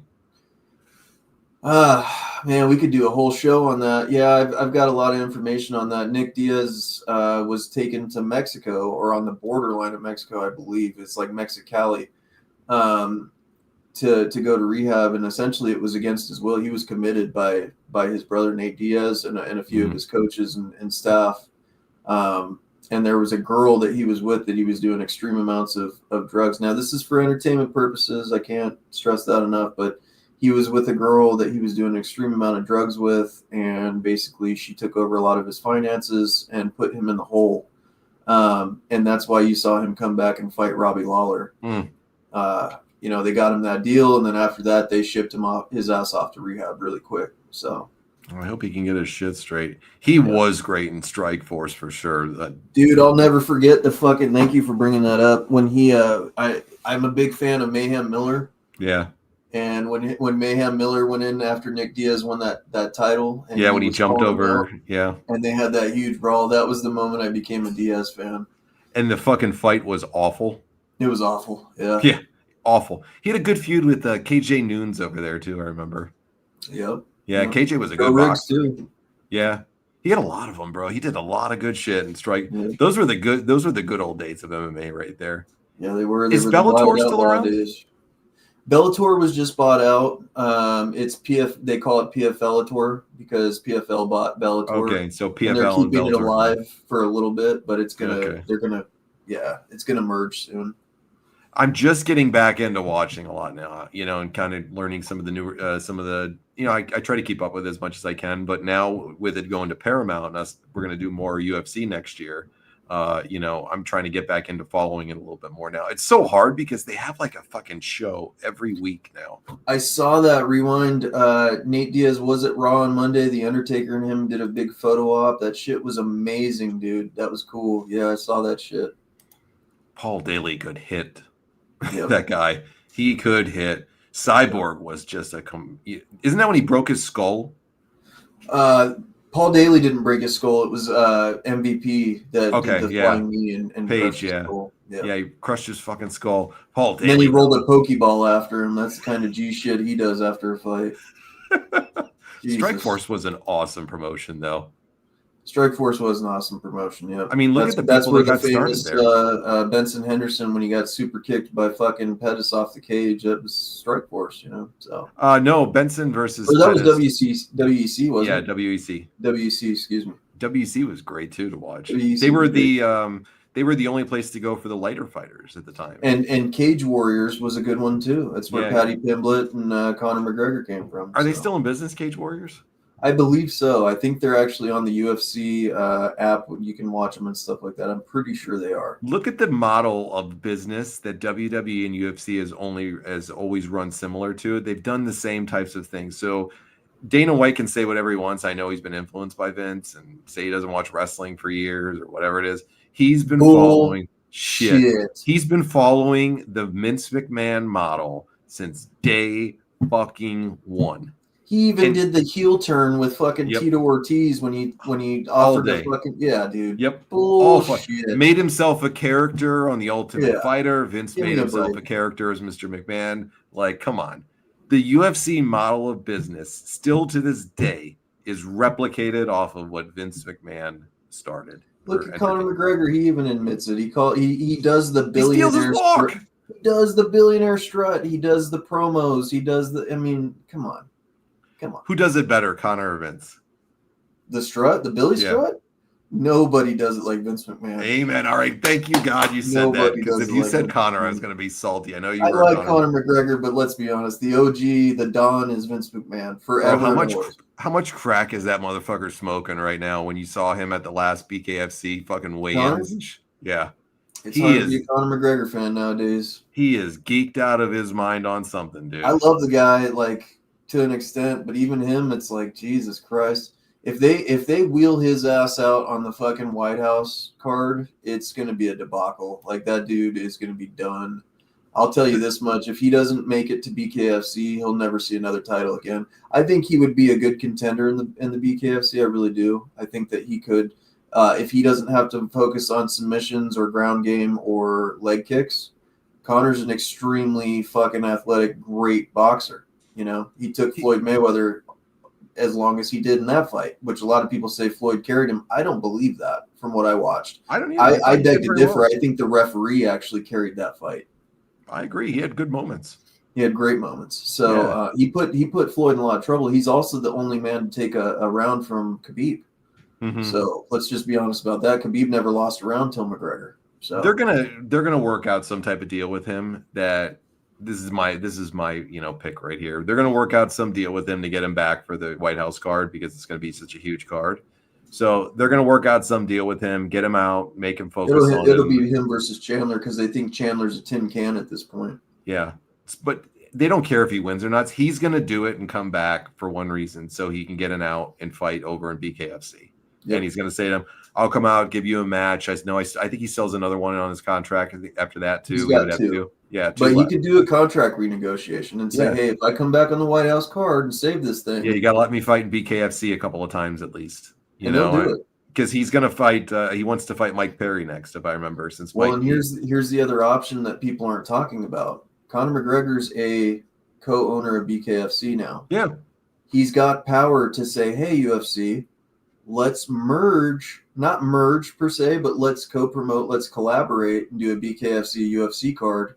You have some UFC guys come over, do the BKFC stuff, and have me fucking headline it. Counted as one of my last final fight under the UFC banner. Yep. Then he goes off and everybody wins. Everybody wins. You know, still have a business relationship with him. You know, maybe streams things. He can't fight with that fucking leg. He's compromised. And let's be realistic about BKFC too. They're one of the hottest things going right now. They're the fastest growing combat sport. Yeah, and they're exciting. There are a lot of people who people said was washed up and done. That was not a stupid business. Whoever advised Conor to buy half that company was a very good pick right there. That was a great move. And he's and right UFC the picking. The opportunity to do the same fucking thing, and they didn't do it. I've never bought a card, but I've seen a lot of their fights online just because there's certain things that keep me curious or things I'll see. Everything I've ever watched on there has been entertaining. It's been fun, and I've enjoyed watching fast pace. Yeah, that's what I like about it. I don't want to see the fucking grappling all the time. And you can't stall the fight like the UFC. You can't lay on somebody. You have to work, and when you toe that fucking line and you're seriously in front of somebody, like the shit's on when that bell hits, dude. The BKFC is an exciting thing to watch. I enjoyed it a lot. Like I like ground fighting once in a while, like if they're great competitors and they're going back and forth. If it's someone like a Dan Severn or something, I'm watching it. Even like a Dan Severn style bores the shit out of me, to be honest with you, because they just lay on you and just fucking just wail on you a little bit. And it's like they do enough to keep going. Sometimes it can get extremely boring. If they're going to get on the ground, I want to see punches thrown. I want to see some action. If they're gonna roll and do jiu-jitsu and stuff, I want to see a good jiu-jitsu match on the ground where they're actually trying to tap one another, transition, all that stuff, do actual shit, make it exciting. I don't want to see them lay on one another and just fucking give them the pitter patter or try a couple little bullshit chokes here and there. That's boring as shit. When I watch BKFC, every time I see it, like you said, it's exciting, it's fast-paced, and it's fun. And they go balls to the wall, fucking throwing it. You actually see knockouts all the time. I know you do in the UFC, but they play it safe way more often there. People over in BKFC are throwing their fucking lives out there. The moniker over there is take the gloves off and fight, bitch. Look at Luke Rockhold. He got his fucking teeth knocked out, man. Like, it's a wild promotion. And the women over there, when you watch the women fucking fight, you want to say Ronda Rousey was a bad bitch. Oh, yeah. Step in the ring with one of these girls. Holy shit. Rewind says, look at Chael and Colby. They got their talking from wrestling heels. Yeah, Absolutely. Chael's good at it. Comes out to Kurt Angle's fucking song. He did Hulk Hogan's at his last one, too. Yeah, that too. Colby is the worst shit talker in the world, though, and he thinks he's good. He's just obnoxious. So from what I've heard, it's all just a character that he plays. Oh, I guarantee 90% of it's a character, but he looks like a douche in real life too. Well, it felt all too real, I think, when Jorge Masvidal came in on the street in a restaurant and beat the dog shit out and knocked his teeth out. Yeah, that tells you something right there. That day. I think he plays it up as a character, but I think a lot of it is him too. Yeah. So It'd be more like a power slap BKFC co-promote. I think power slap is dog shit. I do too. I think it's so stupid. I don't know, you know, in a world where we're talking about the effects of CTE and stuff, I don't understand power slap. I don't either. It's dumb. You know, and Dana White has struck gold with it. It generates a lot of money, but the athletes don't get paid shit. I they're mean, getting paid like the headliners is getting like 7,000 a fight or something.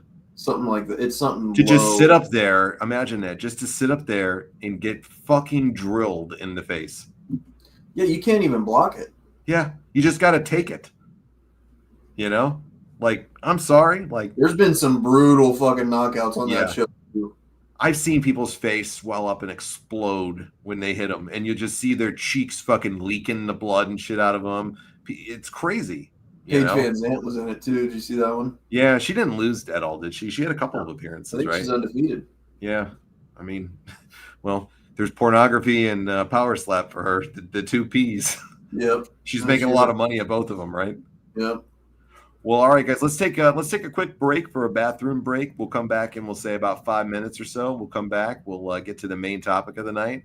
We'll talk Raw from this last week, and we'll talk Dominik Mysterio. Is he the We'll have you future? guys hop on with us too. Yeah, absolutely. I'll put the link out when we get back if you guys want to jump in and give me your thoughts. But we're going to talk about Dirty Dom. Is he the future when we get back? Fucking Jude, man. If you can get paid like that for being slapped, my ex-wife we owes could me say a the fuck same ton of thing. money. We can say the same thing. Oh boy! All right, guys, we'll be back in say about 5 minutes or so, and we'll get to the main event topic for the night. So we'll see you guys in 5.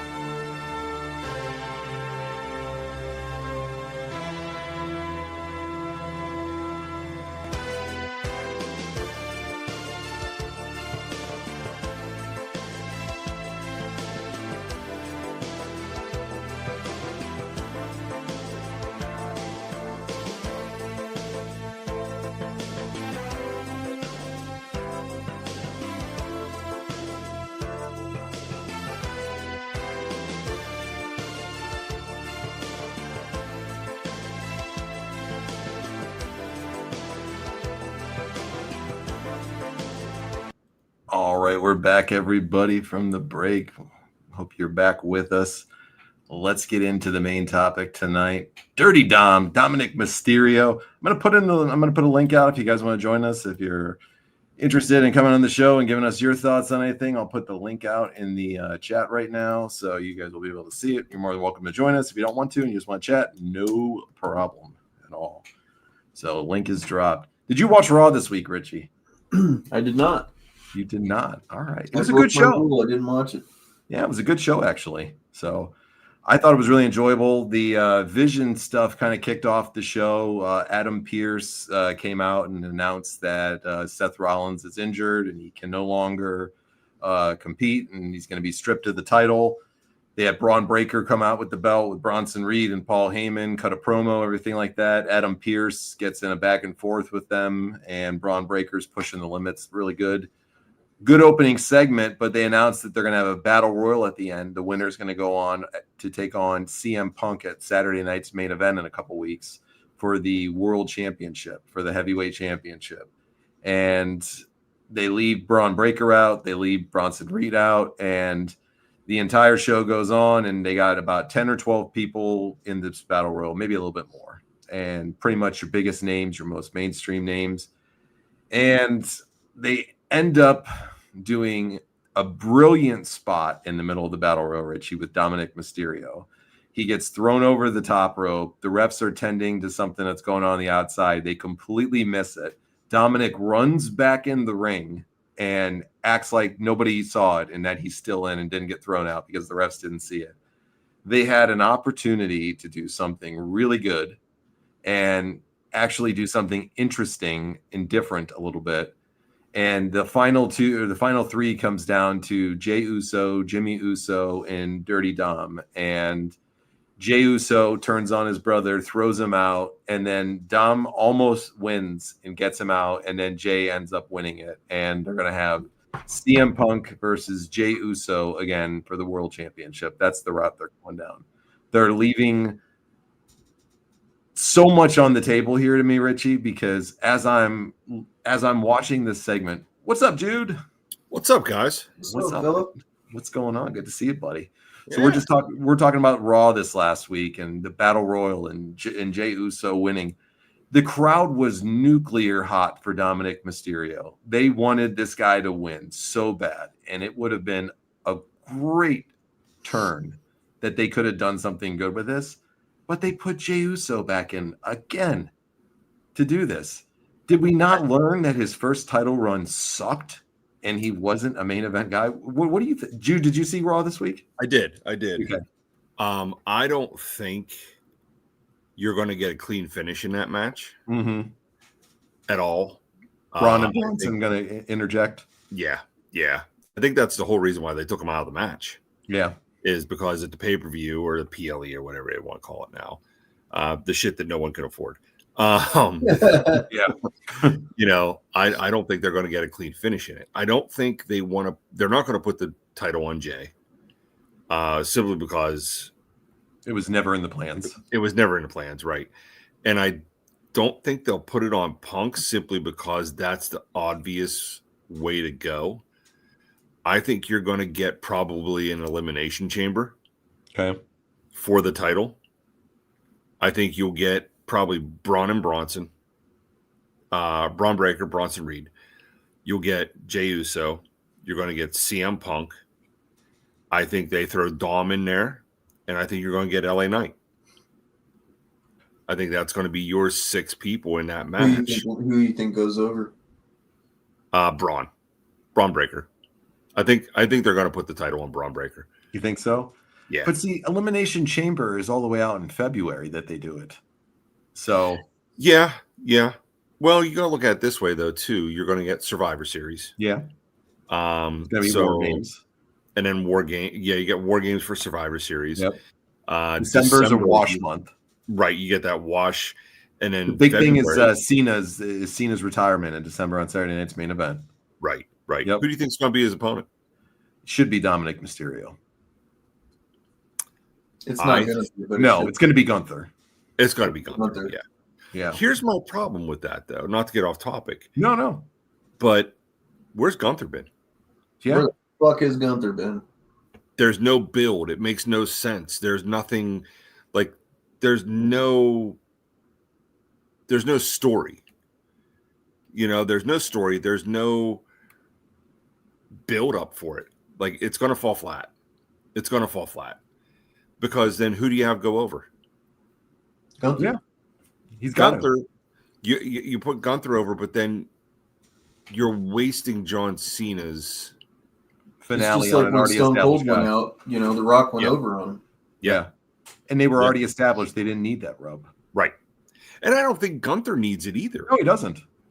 Gunther doesn't need it. It's kind of like whenever they had Brock Lesnar beat The Undertaker. Mm-hmm. He didn't need it. God, What did that still Brock gives me goosebumps and is a fucking head scratcher. Right. Yeah, What did didn't need Brock gain from that? He gained Nothing. Not a goddamn thing. Not a thing. I never thought they should have had that match to begin with. There was Wait, no business for Brock Lesnar being in with The Undertaker at that stage.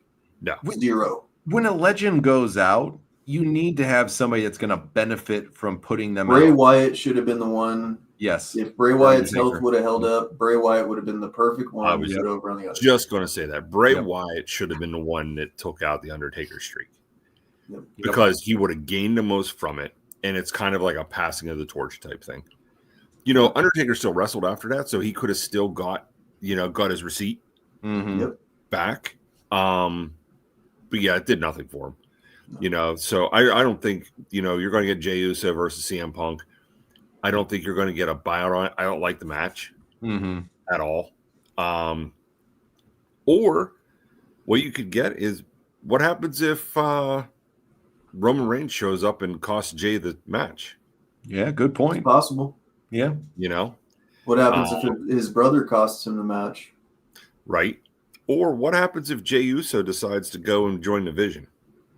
What happens if Roman Reigns decides to join the Vision too? Ooh. Take it over. Yeah. I don't want to see anybody take it over. I want to see the Vision. I want to Just see all. Braun Breaker just go off on his own. Rumor was that they were going to try and bring in Jericho. Yeah, it could Yep. be too. I I've mean, heard it's got. He's going to need a little bit more time. Here's the way they. This is my opinion, and it But parlays. but before we get ahead of ourselves, before I Yep. forget, they've been trying to push CM Punk into the main event of Mania for a title Mm-hmm. since he's been back. Mm-hmm.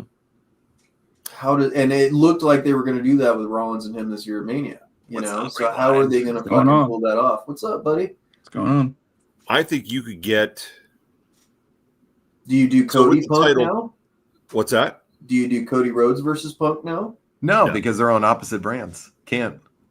Just doesn't match up. Like this They is can what make it happen.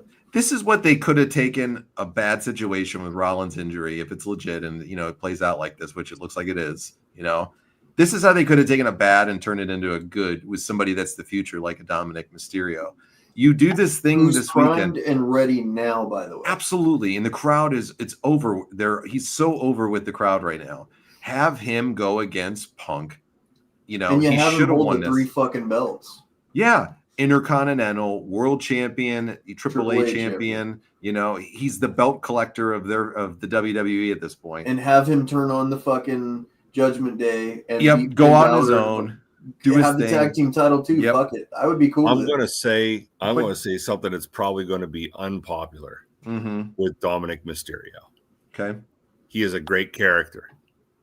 Great character. Great Shitty wrestler. person. Shitty wrestler. Yeah. Shitty wrestler. Shitty wrestler. Like if he didn't have the "I'm going to cheat to win" mantra of him, He would Mhm. have nothing. he'd be a jobber at best. But he was jobbing out for so long, and it didn't even matter because he was still getting over more and more. There's always a spot for the chicken shit heel, and Dominik This is going to be an Mysterio. Orange Cassidy moment where it's going to be Yeah. a fart in the wind, but I'm all for it. Yeah, Yeah, but see, if you really want to put somebody on the way out over, you make this kid the future once again by having him get in that match with CM Punk at Saturday night's main event. You can have CM Punk lose in another manner where Braun Breaker and all them come out and cost him the match, and Dominik gets the victory. Dominik gets the victory then and goes on to call out John Cena for his final match. John Cena doesn't have the Intercontinental title. Dom puts all the belts on the line. Dude, that would be pretty cool. He puts all the fucking belts on the line or some shit like that, goes against Cena, that would be and cool. beats Cena on the way out, man. But here's my question. With as red hot as Dominik is, does he need that win over Cena? Yeah, No. I think he does. Dude, I do. I don't think he does. I don't think he's ready. You don't think he's ready? I don't think he is either in ring. Ready.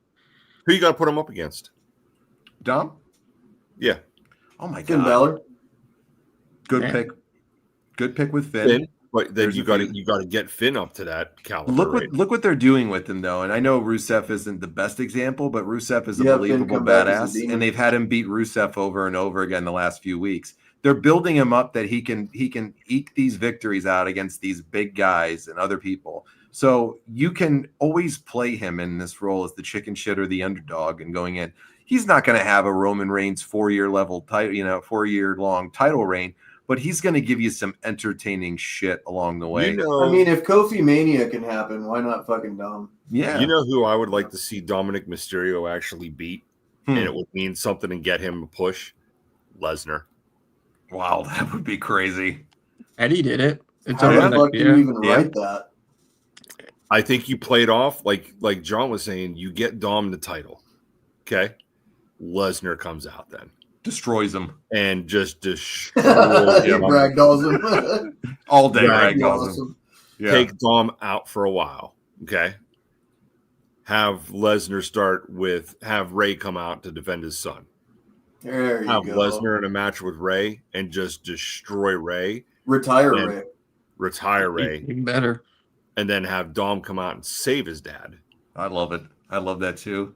And then Dom sets up a match with Lesnar. Nobody's going to expect Dom to beat Lesnar. Nope. And then he cheats and beats Lesnar. The same way that Eddie steals. That would be hilarious. Yep. I like that a lot too. I also think there's money into, especially with his long hair, for Rey's final match being Rey versus Dom in a mask versus hair match. Hair. I think that's the big money. And he's got to fucking win it though. And yeah, Rey finally puts him over clean, and Rey because it doesn't diminish Rey too. It sends Rey out huge. Rey puts his son over finally. I was gonna say, dude, how much better more perfect does it get than putting? It does because everybody's already seen Rey's face anyways years ago, and it's not like it's hard to see. You can go in the archives anywhere and find it. Like Rey doesn't have to do that anymore. Like people have seen his face. But he's never taken it off like that on the air for them for all that period of time since WCW. And that moment for his kid to get it. And then you could have a really great moment too at the end. Go back to like a WrestleMania 7 with Macho Man and Warrior, Miss Elizabeth coming out at the end. You finally reunite those two on the way out after he finally defeats his dad. Like all the bad blood. You got to have Kevin Nash come out, though, at the end of the match. Dude, that'd be fucking hilarious. That would be hilarious. Put it back on. Put it back on. Yeah. He takes fucking Dominik just like it was Rey and throws him like a long dart against the fucking truck like on the WCW episode. That would be awesome, dude. I love that. There's so much you could do with this kid instead of going down the Jey Uso route again. And don't get me wrong, Jey Uso is super over with the crowd. But he's not a main event guy. No matter what the fuck have they done with him? Where he was the super baby face, and then all of a sudden they're trying to make him like this bipolar, weird fucking whatever the fuck. Now. It's like, what are you doing? All he has is an entrance. He has an entrance and a catchphrase. That's all he has. How do you feel about that, Rewan? You like Jey Uso? I love Jey Uso. I think he's gonna go over. I want him to go over. I don't want him to win the title. I can't stand fucking Punk. I like Jey Uso, and I can't stand. I think Punk's a fucking narcissistic piece of shit. It's fucking crybaby attitude. So I can't stand the fucking guy. I love CM Punk. Do you really? Yeah, I love CM Punk. Rewind really quick, but I want you to continue on. Rewind. Show Richie your shirt and Jude. Oh, nice. He's like a father figure to me. I don't know if you guys know that or not. Yeah, he's a father figure to me. Yeah, but Hulk Hogan taught you your flogging methods. that was trauma. That was trauma. Okay, that's what that was. The wires got crossed and shit, Right. I don't know. I like Jay. He's fucking. I just like him. I can't explain it. What do you like about him? I can't explain it. I feel like he deserves it. He's over. I don't know. I just like the dude, and I feel like he's gonna get the belt again. He sells merch. I don't know. He's good on the mic. LA Knight sells merch. True, but LA Knight's a fucking rip off Rock. I can't stand that dude it's either. fucking criminal that he hasn't had a. I mean, come on, He give the would have guy been a a good, fucking. he would have been a week. good backup here too. He When would I- have been a great champion. When I went to SmackDown in January, Cody got the biggest pop, then he got the second biggest pop. Yeah, Yeah. they love him too. Is Yeah. it really gonna hurt if we have Cody Rhodes lose the title to Eli Drake? Like, Yes, you know, Dude, I love Cody Rhodes too, dude. He's got a big dick and he can fucking does he wrestle need and the talk. title dude. though? Does he need the title for real? Like, I don't think he does anymore. I don't. No, he doesn't, but he's the best representative for that brand for them for sure. He Hands moves down. the most merch. He is beloved by the fans. He's a great promo. He's a consummate professional. You never get any trouble from the guy. He works his ass off out there, no matter if you love him or hate him. He puts everything he's got into it. He's passionate about I what he just don't does. know how many more times they can tell the same story. Yeah, but like It's until they fix the lisp. Yeah, he can turn heel, dude, and he'll have a hell of a heel run, dude. that's what I want to see. It'll come. Dye Do the hair something black. with him brown. different. Yeah. And I was It'll hoping come. that's what this is with Jacob Fatu. I'm hoping he's the one that injured him. I really do. Mhm. Well, he had a thing Have with you- you. Oh, go, Jude. Did you guys see the promo on SmackDown or even see the promo of Aleister Black and Selena Vega? Dude, I love that, dude. I fucking love Aleister it. Black has been one of the people that I have always said him and Shinsuke Nakamura WWE have gotten completely wrong. They are the red hot fucking everybody would get behind them because they're legit badasses that can actually handle themselves in a legit scenario. You know, Here's they're both my training thing, MMA and it's really realistic. Watching that promo, that was written for Karrion Kross and Scarlett. Yeah. So are they going to 100%. AEW then? Is that what they're doing? They're trying to. They're That's what trying it sounds to. like. I don't think there's a lot of the ship interest. has sailed with them. Yeah. I want to meet him in December. Oh, okay. If you He's do, gonna I'll be in send you some Pittsburgh. cash. Yeah, he's going to be in Pittsburgh at Steel City Con. Him and Scarlett. I still like him. I think there's an upside to Karrion Kross. I just think that he fucked himself really hard. I think He Vince doesn't have the McMahon value that he fucked thought he him. did. No, When Vince brought him out of NXT and gave him that gladiator gimmick, that was the kiss of death. that was it. And then they brought. Here's my thing though: they brought him back after everything. He comes out, gets in front of Roman Reigns, puts the what was it? The hourglass on the ring, locks eyes with Roman, and they did nothing with it. Nothing with it. Nope. They did nothing with it, and he was red hot when he came back. Then they paired him with the fucking Authors of Pain, and it was like, really, dude? It was like a fart in the wind, man. It was Yeah. terrible. Worse than a fart in the wind. They shit Yeah. the bed. Yeah, Well, look how quick the We Run Cross chants died out. They died out the fucking day he was released. You didn't get shit from that, you know? Nope. It wasn't like when you've seen people that got released before, like with Hardy Like or Punk. Danielson or Punk or anything like that. Punk was a big one. and this goes Yeah. to show you how stupid Tony Khan is. Yeah. Tony Khan, if I was Tony Khan, I would have paid good money for Cross, threw him in the main event on AEW, and went into WWE and went, And fed off of that. yep, feed off that heat that he was getting. You know, You but could call him Killer Cross and fucking, go back to his old shit. he owns the rights to Killer Cross. Yeah, that's what he's doing right now. I think he said that that's what he'll do from now on. You see him throw that girl through the through roof? the top, the roof. Yeah. Killer And then Cross he's- is great he- shit, man. Then he did that suplex, and I thought he broke her fucking neck. Yeah. Yeah. You know what? He's, Though? He did that in WWE, and there was a couple of times I thought he was breaking people's necks. he's an intense worker because he's a legit tough guy in real life too. Because he's in That MMA. and TNA great. gimmick where he was like the hitman, Yeah. that was cool. Yeah. When he was bald, that was cool shit. He can break a wooden bat with a rear naked choke. That's Jesus. fucked up, dude. He was putting them in between his legs and getting his arm underneath him and breaking bats. That's fucked. Like that takes some damn strength. You're like you're not breaking your arm or breaking your leg. Yeah. for Andy sure. Andy's married to Scarlett Bordeaux, so I think he's living a good life, man. He's and got doing the some trump things card right. on everybody, even Don with his Yeah. tendies. Yeah, oh, bro, he's got some great chicken tendies with Scarlett, that's for sure. Indeed. It's interesting to see. Let's go back to Jay for a second here because I got to say one thing about Jay, and I know you love him, Jason. So I'm going to put him over huge on this one. He's probably got one of the coolest entrances in professional wrestling right now. Like when he comes out, like it's really a fucking an experience to see how the crowd gets wrapped up and amped up by him. And he's fucking fantastic as an entrance when he comes out. He's over with people for sure. They built it organically. That was one of the smart yeah. things Triple H picked up on was the stupid fucking yeet hand movement. He's like, hey, people are following that, so you need to stick with it. And, it took off. So he's definitely a moneymaker. He definitely, generates merchandise sales and all those things that you look for in a top guy like that. The problem is with him, honestly, can you really, like you said about Cody Rhodes, he's the exact opposite. He's a troublemaker. Yeah. So say he goes over, does he turn heel? Because he already looks like he's turning heel as it is. Yeah, I think he's got to. Yeah. Comes heel. I don't think you turn him heel until he faces somebody like a Cody Rhodes or one of the main faces on the brand. Does everybody still think that Punk's going to Mania, though, for a championship? Yeah. Yeah. I do. I think Braun Breaker wins the Royal Rumble. Yeah, that makes sense. I think you're going to get Braun Breaker versus Cody. I heard Sami Zayn was going to win it. That was the No. rumor a few months ago. Oh, dude, that was the rumor a few months ago. No. I I'll hope quit not. watching. Where is the Rumble this year? Saudi Arabia. Oh, fuck. For fuck's sake. It was there last year. It's going to be there again? No, this is the first time. You're right. It is. And the thing They is, did the greatest Royal Rumble in Saudi Arabia. Yeah. Okay, they're yeah. looking. They're looking for Jesus. bringing back a bunch of the old timers because Saudi Arabia loves the old timers, loves the old time wrestlers. They'll pay big money for it. I guess they threw out like a stupid number at Shawn Michaels because they wanted Shawn Michaels to wrestle at WrestleMania. And Shawn This Michaels, year? yeah.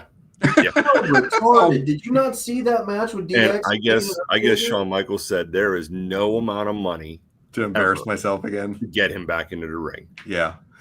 Now there is The rumors. sad part about it is his parts in that match weren't even that bad. It was everybody else's. It was everybody else, yeah. So there's also rumors that Stone Cold, they're going to get him to wrestle. And one name they threw at him to wrestle is CM Punk.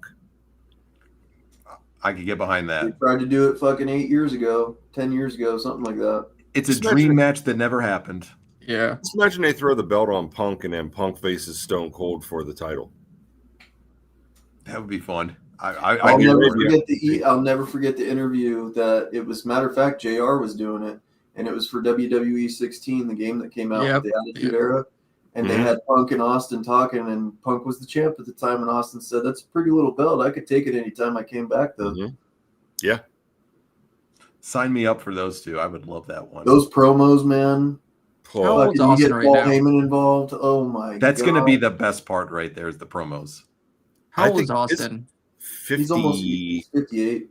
Yeah, I was going to say 56 or 58, yeah. Let's see. I'll tell you. You think he has one more in him? I think you're right. I do. I think he looked great when he came back against With Kevin fucking Owens. Owens, that was amazing. He was great. Yeah, He's he 60 did what they On were the expecting. quad, but yeah, He is 60 years old right now. Oh, wow. 60 years old. I 60 hope I look years like old. that when I'm 60. But see, the thing about him is he's such an active guy still and takes care of his health from what it seems for the most part. I know he's cut back on the drinking. He's big into the Side by side racing. Yeah, that is like the off-road vehicle racing. Is that what it is? Yeah, the Rhinos. Yeah, he's big into that, and I think he's pretty good at it too, if I remember correctly. Like he's pretty decent He's at got it. his own team. Yeah, and people don't realize that. I'm not a NASCAR fan or anything like that, but these guys that ride in NASCAR, these off-road sports where they're doing track, athletic, man. you have to be in incredible shape to do that, especially with your cardio because of just all the energy it's getting sucked out of you from that. It's not natural, but hold on one second. I want to see something about Steve. So his last match was like 3 years ago, it looked like, against Owens. He said that too. He said recently from an article that I just saw that, he's not shutting the door on it from what it sounds like either. Do you think they really go balls to the wall, guys, and get Stone Cold Steve Austin for WrestleMania this year? Could they? Enough of that. I think they Johnny would get him Blood money in will get the him out. Saudi Arabia Mania, probably. Yeah. You got all the money in the world. They can do whatever the fuck they want. If so, Saudi Arabia to me, because they're doing WrestleMania and because it's, not going to be in the States, and they're going to make a statement at that Mania. It's good. They're going to put the money to the fucking. I mean, dude, the amount of money that's going to be on the WrestleMania in Saudi Arabia is going to be ridiculous. Yeah. The amount of cameos that they're going to have, I guarantee you the Undertaker will appear, The Rock will appear, Austin's going to appear, Shawn Michaels in some capacity. He's going to appear this year, I have to think, too, because it's in Vegas and he lives in Vegas now. He lives in Vegas. Yeah. Even if he comes out and reads the attendance shit, you know. I was surprised they didn't bring him out this year with it being in Vegas for him, you know, especially like I thought he crashed his quad. He did. Oh, yeah, he did do the quad crash. Yeah, you're right. Yeah, killed that girl. Yeah. Shit happens. That was fucked up. Well, the theme of the night has been shit, and it does happen when it comes to that. Well, he went the wrong way too, going up for the ring. He went on the wrong way, had to back up, and he went. Yeah. You think he had a few too many Steve Weisers before he went out? I'm pretty sure his next entrance, they're gonna say, "Hey, Steve, let's not." You're walking, buddy. Yeah. You're walking. Looking at the future, like I think this will tie into the the theme here once again with Dom Mysterio is looking into the future. Like it really, Seth Rollins' injury really posed an interesting thing to me when you look at it. They don't have a lot of main players that can really carry a brand over there. They immediately go right back to CM Punk and, go back to that route. Jey Uso showed that he can't be a big draw, and it didn't really fare very well at that point in time for him. And who else do they really have that could carry the roster, for that slot? Could LA Knight carry it? Maybe, I don't know. So. Is Dom ready for it? Could he do it in the future and carry it for a good period of time and be one of these future people? I think he could. Is Braun Breaker ready, guys? Do you think Braun Breaker is ready? Who is the future? Who are a couple of guys that you think are the future of the brand, of WWE coming in the years? Because they have to start investing in creating some characters outside of Cody Rhodes, Roman Reigns, Bloodline shit, LA Knight, CM Punk, whatever. Two guys come to mind with that. Okay. Trick Williams. Okay. And Oba He's Femi. young. He's young. That's the two guys that come right to mind about, the future. They're not even main roster guys right now. Okay. Trick Williams, Oba Femi. Oba Femi, I'm telling you now, within the next 3 years, he will be a world champion on either Raw or SmackDown. He's a beast. Mm-hmm. Yeah. He's a and beast. Trick Williams, the stuff that Trick Williams is doing right now, dude. But main event people, like not main event, main card talent, looking at who they have available right now for main card talent, who are a few of the people that you can see could potentially be a future star for them, that is maybe one of the people that will be the future of this company on the main roster only. We'll look at on the main roster. Yeah. I mean, Braun Breaker, Bronson Reed. Okay. Not 1 and 2. Other than that, no Dirty Dom?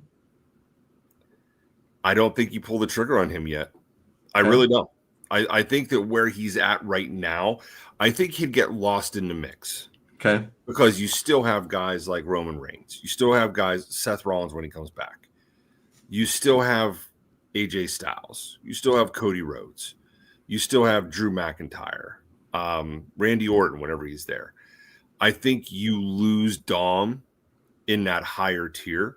I think where he's at right now, holding that Intercontinental title, holding that AAA title, I think he's right where he needs to be right now. Okay. Continue building him, though. Like I said, I think your character talent and your wrestling talent is not on the same level right now with Dom. I think you slowly, again, like I always say, slow burn. Okay. Slow burn him into a better wrestler. But the gimmick of the lie, cheat, steal works for him. It does. It works for him. I mean, his dad Eddie would be phenomenally impressed.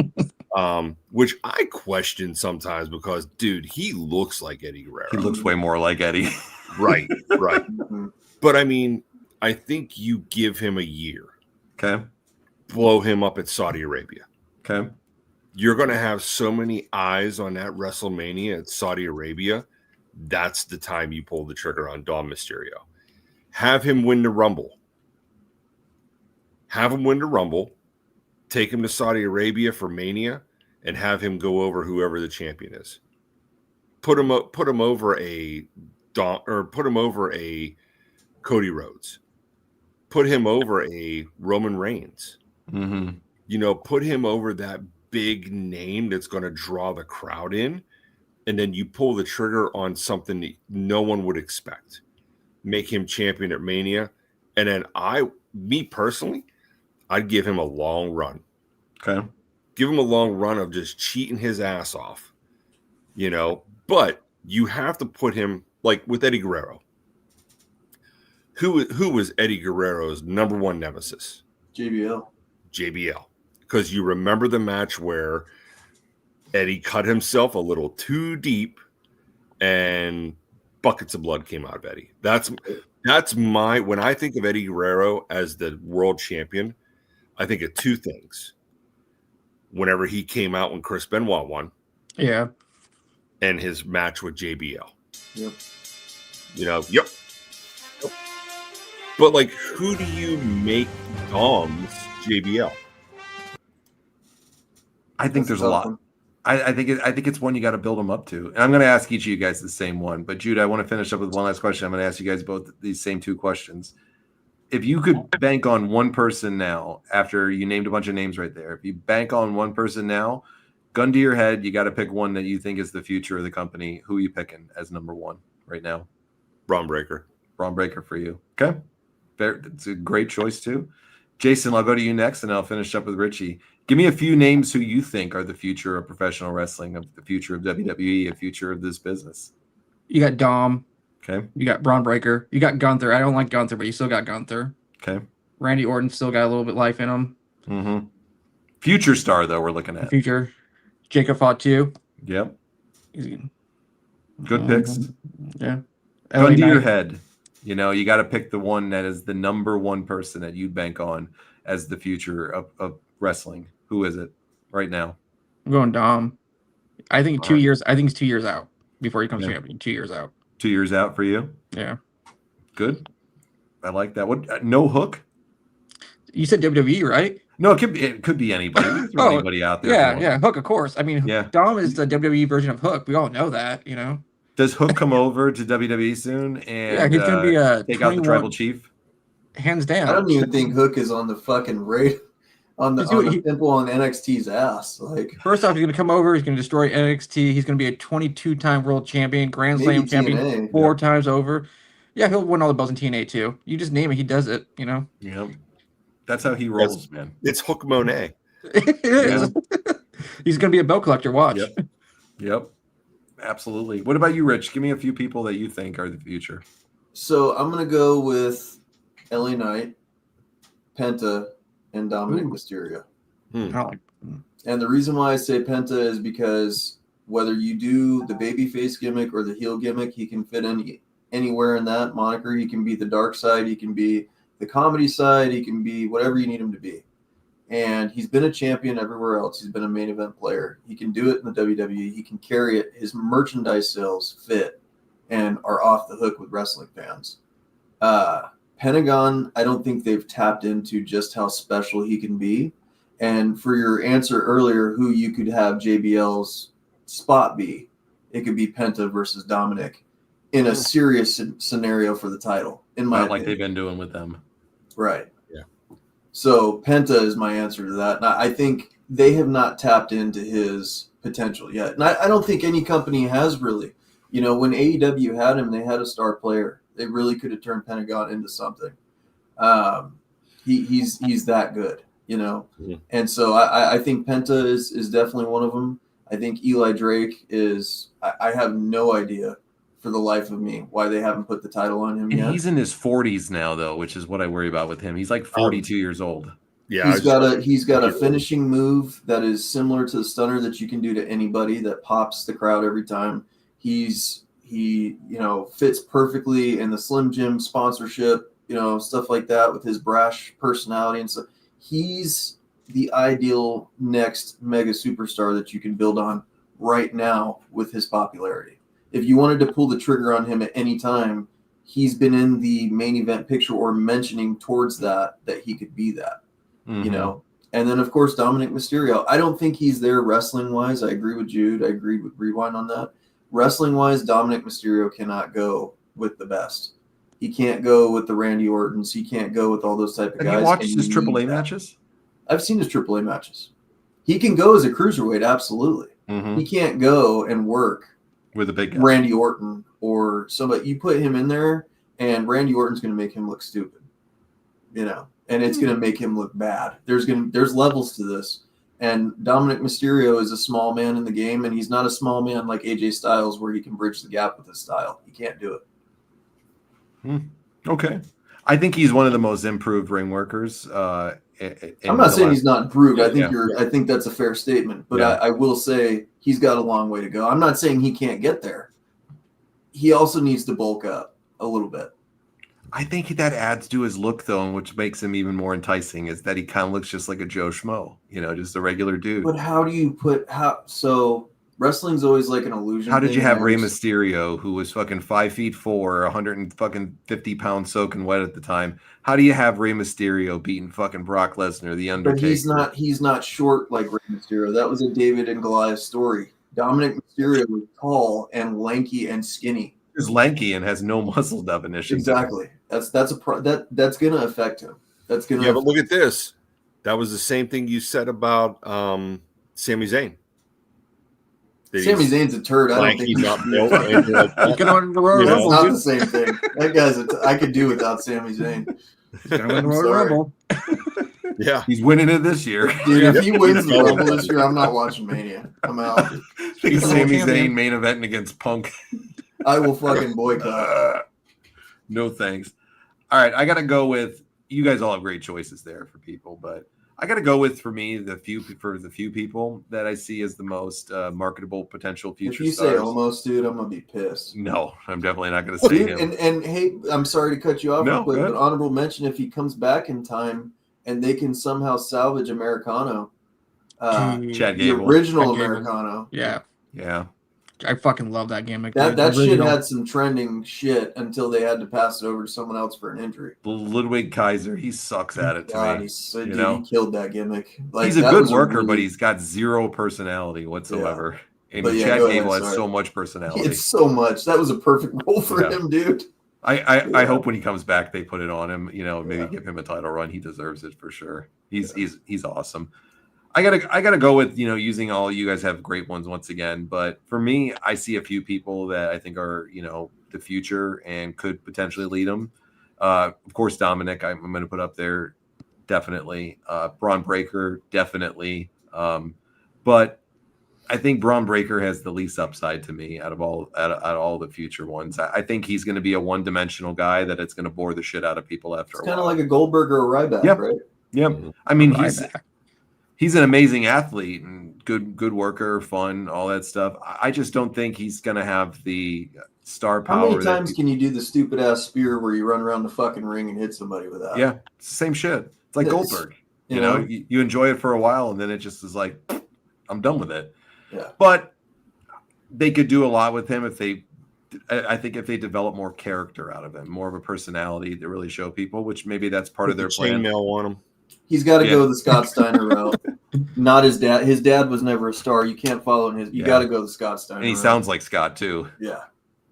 Just pop out Steiner math, sporadically for us and do it. But I got to go with Richie too for my number one person that I think is probably the future right now and is not being used correctly. But I think they're going to turn this around in the future. I got to go with Pentagon. Richie's the one that actually introduced him to me years ago. The fucking fans love this guy. He's got a super cool entrance. It's one of the hottest trends on TikTok where you do the stupid fucking dance thing. It's like, dude. Like he comes out. I don't know what this is all about. Like if there's a specific it's the zero fear. Yeah. Zero fear, yeah. Okay. Is that why he taps him like that? Yeah, he knuckle bumps him. Okay, yeah. I mean, I think it's so cool. He's doing the OK symbol upside down. He knuckle bumps him. Okay. Because that's always been his thing. He does zero and then fear. Yeah, I love the walk in the entrance too. It's so fucking cool the way he does it. WWE produces the best entrances ever all the time. Like it's amazing what they can make you buy into a character just on their entrance with it. He is the face of your Hispanic community, which is such a dynamic, population. This is why Dom is too, as well, in my opinion, because Dominik is hugely over in Mexico. If you watch AAA. And I've been watching AAA since WWE bought it. It's super interesting, and I always catch their shows. Dom is so fucking over in Mexico, too. And of course, Pentagon, guy's over like crazy over there too. Yeah, he's a legend over there. And if you bring him back and you want to use that Latino market, I mean, he's going to sell the shit out of stuff too. This is why I think Pentagon and Dom are the number 1 and 2. But Pentagon has the other advantage of the kids love him because of the mask. Like they loved Rey Mysterio. And then he gets in the ring like Rey could, and he can work like a motherfucker. And he's got the English language. He's getting down now, and he's able to give a promo. Pentagon took every style and made it part of his own. He's got stuff from the Great Muta. He's got stuff from Rey Mysterio. He's got stuff from all these guys that he's put into his tool belt, and he utilizes it and meshes it so perfectly. And he's believable. He's and he just, God, he lives that gimmick too. That mask doesn't ever fucking come off. Yeah. You know what I mean? Like, so he's an old school luchador wrestler that you could build around like that. You know what the thing is too, is why I think they're really billing him up to be a future star here over the next couple of years. And I mean, I know he's getting a little bit older too, but I think he's still in his like early to mid 30s. So he's definitely got some more time left to him. God willing, unless he gets major injuries, which hopefully never happens. But with that style he works, it could happen. But they're going to get more time out of him too. And there's a lot of longevity in with this guy, and there's so much marketability that they can do. And he just resonates with people. Richie, you're the one that turned me on to him when we watched that feud with Vampiro and you explained it to me. It's one of the coolest matches ever when you watch that. And they haven't even carved out the smallest piece. There was 30. So that match is 35 or 37 minutes. We watched it, I think, 5 times on the show. Yeah. Anyways, they had to cut out 30 minutes of it because it was all cheering. Yeah. They were chanting for these two when they were fucking walking to the ring. And I'll challenge anybody to go find me a cooler fucking entrance than Vampiro's in that. Yeah. Like, that was the coolest thing I've ever fucking seen, in wrestling, straight up. And the intimacy of that crowd. I always thought Lucha Underground, had it been managed properly financially, could have been a serious player. But he could be a great underdog story too, when people love the underdog story. And you got to figure, like, people have knocked WWE's booking of him at times, and they're saying, "Oh, what did they do? Fucking wasted him." And sometimes they do a little bit, but most of the time, I think is they're introducing him to the audience. He just came in last year, I think it was. He was a big surprise, I think, earlier this year in January or whatever. They're introducing him to their market. Do people know him across the world? Of course they do. But there's a big difference in the AEW audience or the Mexican audience in Mexico and the WWE. So they're introducing this guy slowly to you. Like Jude always says, the slow burn with him. He's going to lose a couple of matches here and there. He's going to win a bunch. He's going to get over. The fans are going to like him. It's crowd. We're going to try shit out. We're going to see if he sells merch. He passes those tests all the time. And if he keeps passing them, they're going to throw him right up there in a period of time. He has every quality they like, as long as he keeps his nose clean. That's why Cody Rhodes is where he's at. He's the full package. Over with the crowd. Professional. He's the guy. And that's the reason. As long as he keeps his wife out of it, he'll do great. Oh, thank God she stays away. Thank God she stays away. When are we going to hear that story? With AEW? Yeah. I think they signed an NDA on it, which is why he's never. Yeah. That's funny. Tony must have paid him off, I bet, to not sign. To shut the fuck up? To do that, yeah. I want to hear Jericho's story. What was that, Jude? You say about Cody? Yeah. He said in an interview here, about 4 or 5 months ago, that he did sign an NDA. With him. There it is. Yeah, he did say that about 4 or 5 months ago. He did an interview. I think it was on ESPN or one of the. The morning show, right? It was a radio show. Yeah. And they were asking him about AEW, and he said, legally, I cannot talk about it. I've signed it. What fucking happened so bad that their only way he's leaving this it was his creation basically, you know? Like, let's not be dude, AEW was Cody Rhodes. Yeah, he's the reason it went on, and when he left, it went down the shitter way more. But this was his creation. Going to find out that he was part owner. Interesting.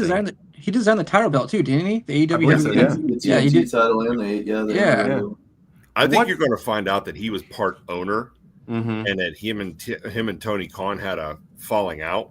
Mm-hmm. and he got bought out by Tony. Well, I bet Khan. you Tony Khan said, "Listen, motherfucker, I'm the money of it. You know, Yeah. you're the face, I'm the money. I could do without you."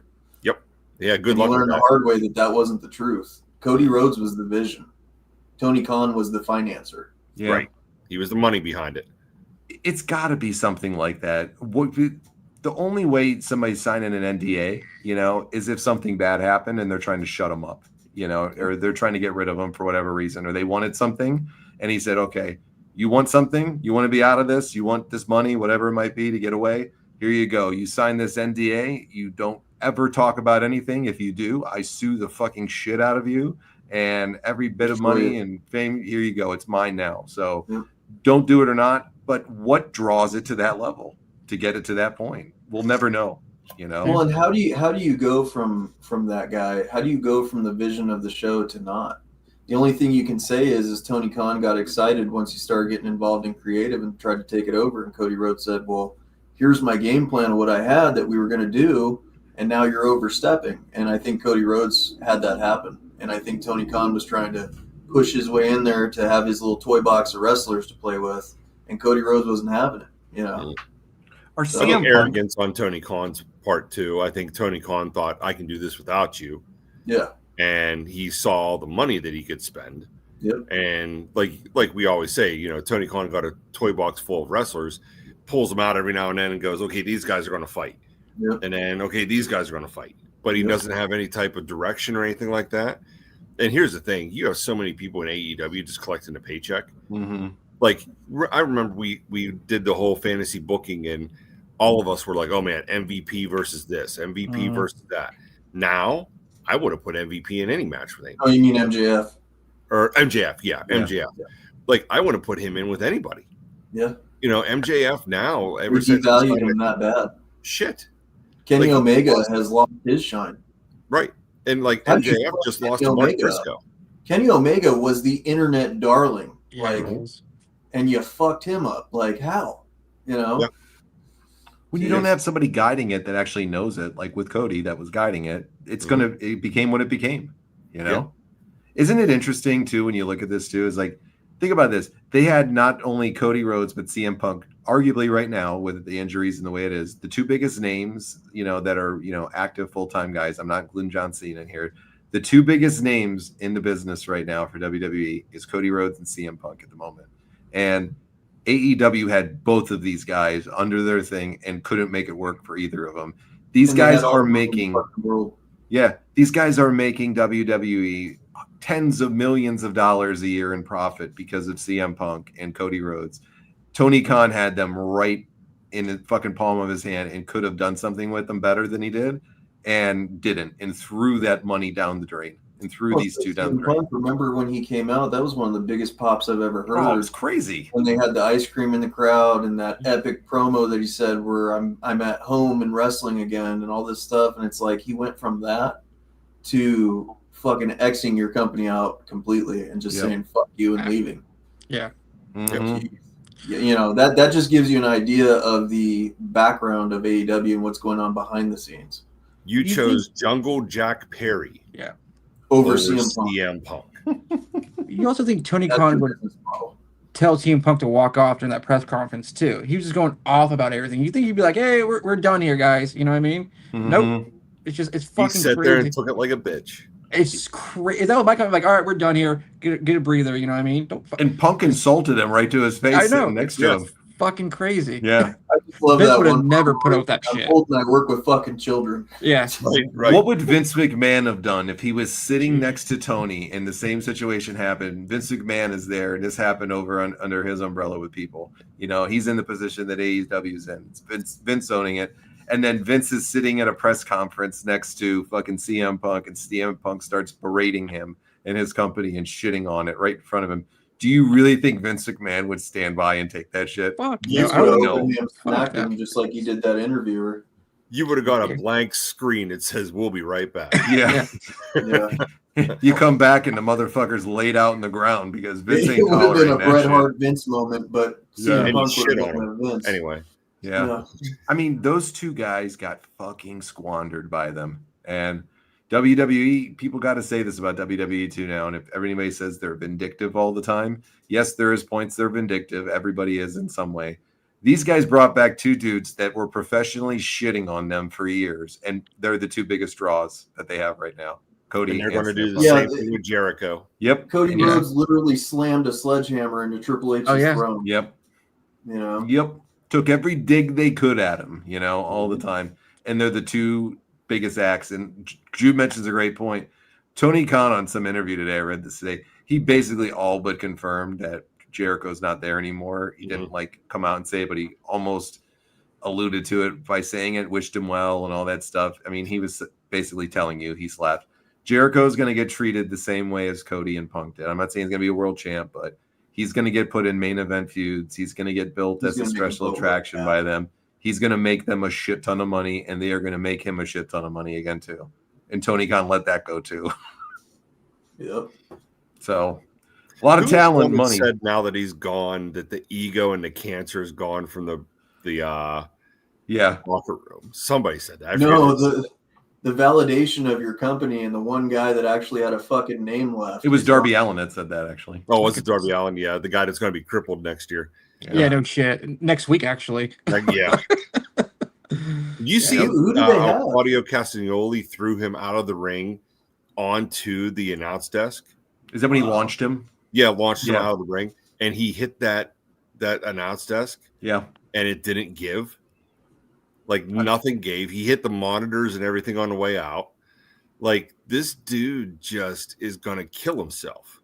Dude, he did a fucking coffin drop onto a coffin with no one there. Just fucking wood for no fucking reason. Solid. Dude. Yeah. He's an idiot. Or whenever he did the swanton off the ladder through those steel chairs in that glass. Yeah. Whenever him and Sting, like. Scissor Me Daddy's gonna show up on fucking NXT.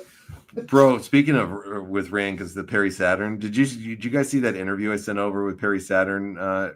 Richie, I think I sent it to you. Did I?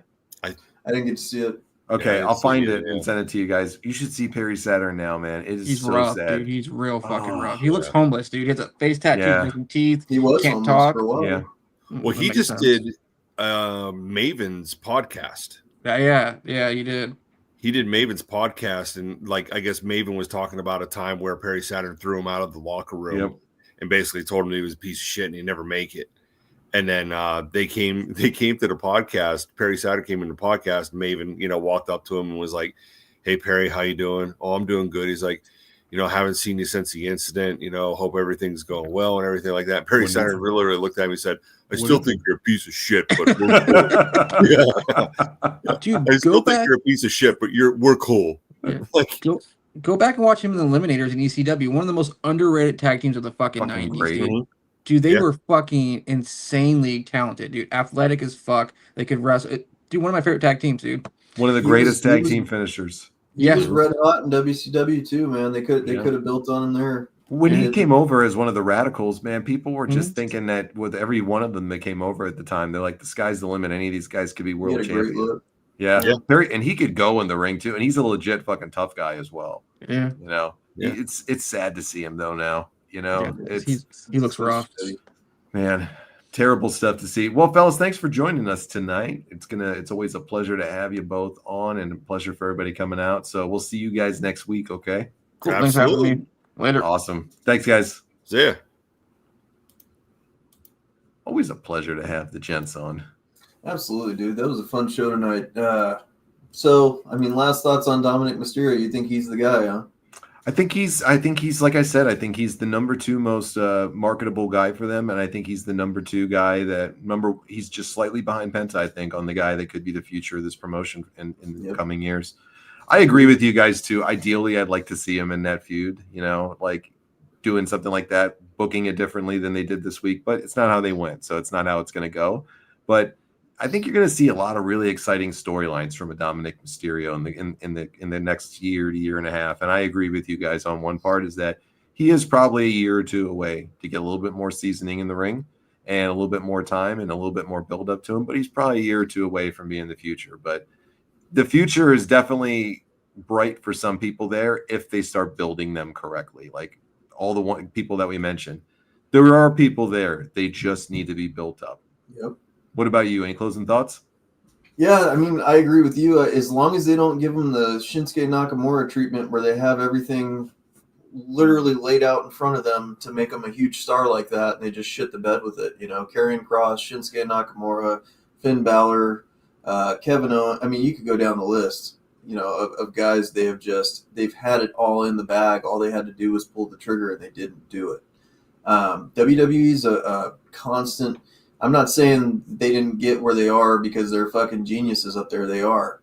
But they've made some serious fumbles that have to be acknowledged too on some talent. And I don't want to see that, you know, with the likes of Dominik Mysterio, with the likes of Penta, all these different guys that we talked about tonight.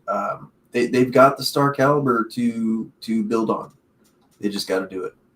It's going to be interesting to see where they go in the future for these performers. It's going to be very interesting to see how they go over here. We're talking about the great one.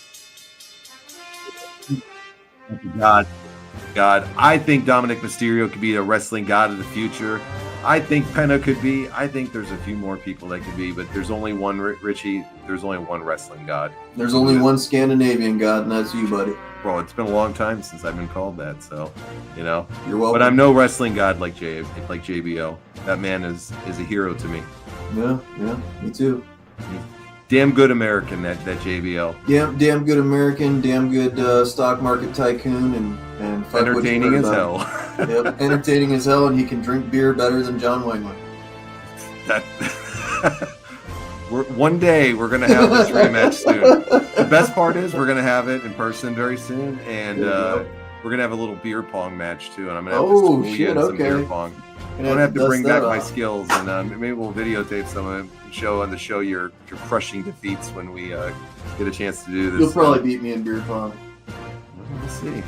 I don't know if I can beat you in drinking. I'm not much. You Air Force guys can drop them bombs, baby. Boom, man. We'll be dropping the fucking bombs all day. Yep. Well, for the wrestling god, for Richie, I am the Scandinavian god, and we are out of here tonight. We'll see you guys next week. Come on back for some fun ECW trivia, and who knows, maybe we'll pop in some other time, even before that. You never know if it could happen. Pay attention to the channel, like, subscribe, all that good shit. We'll see you guys next time. Thanks for watching Wrestling with Reality.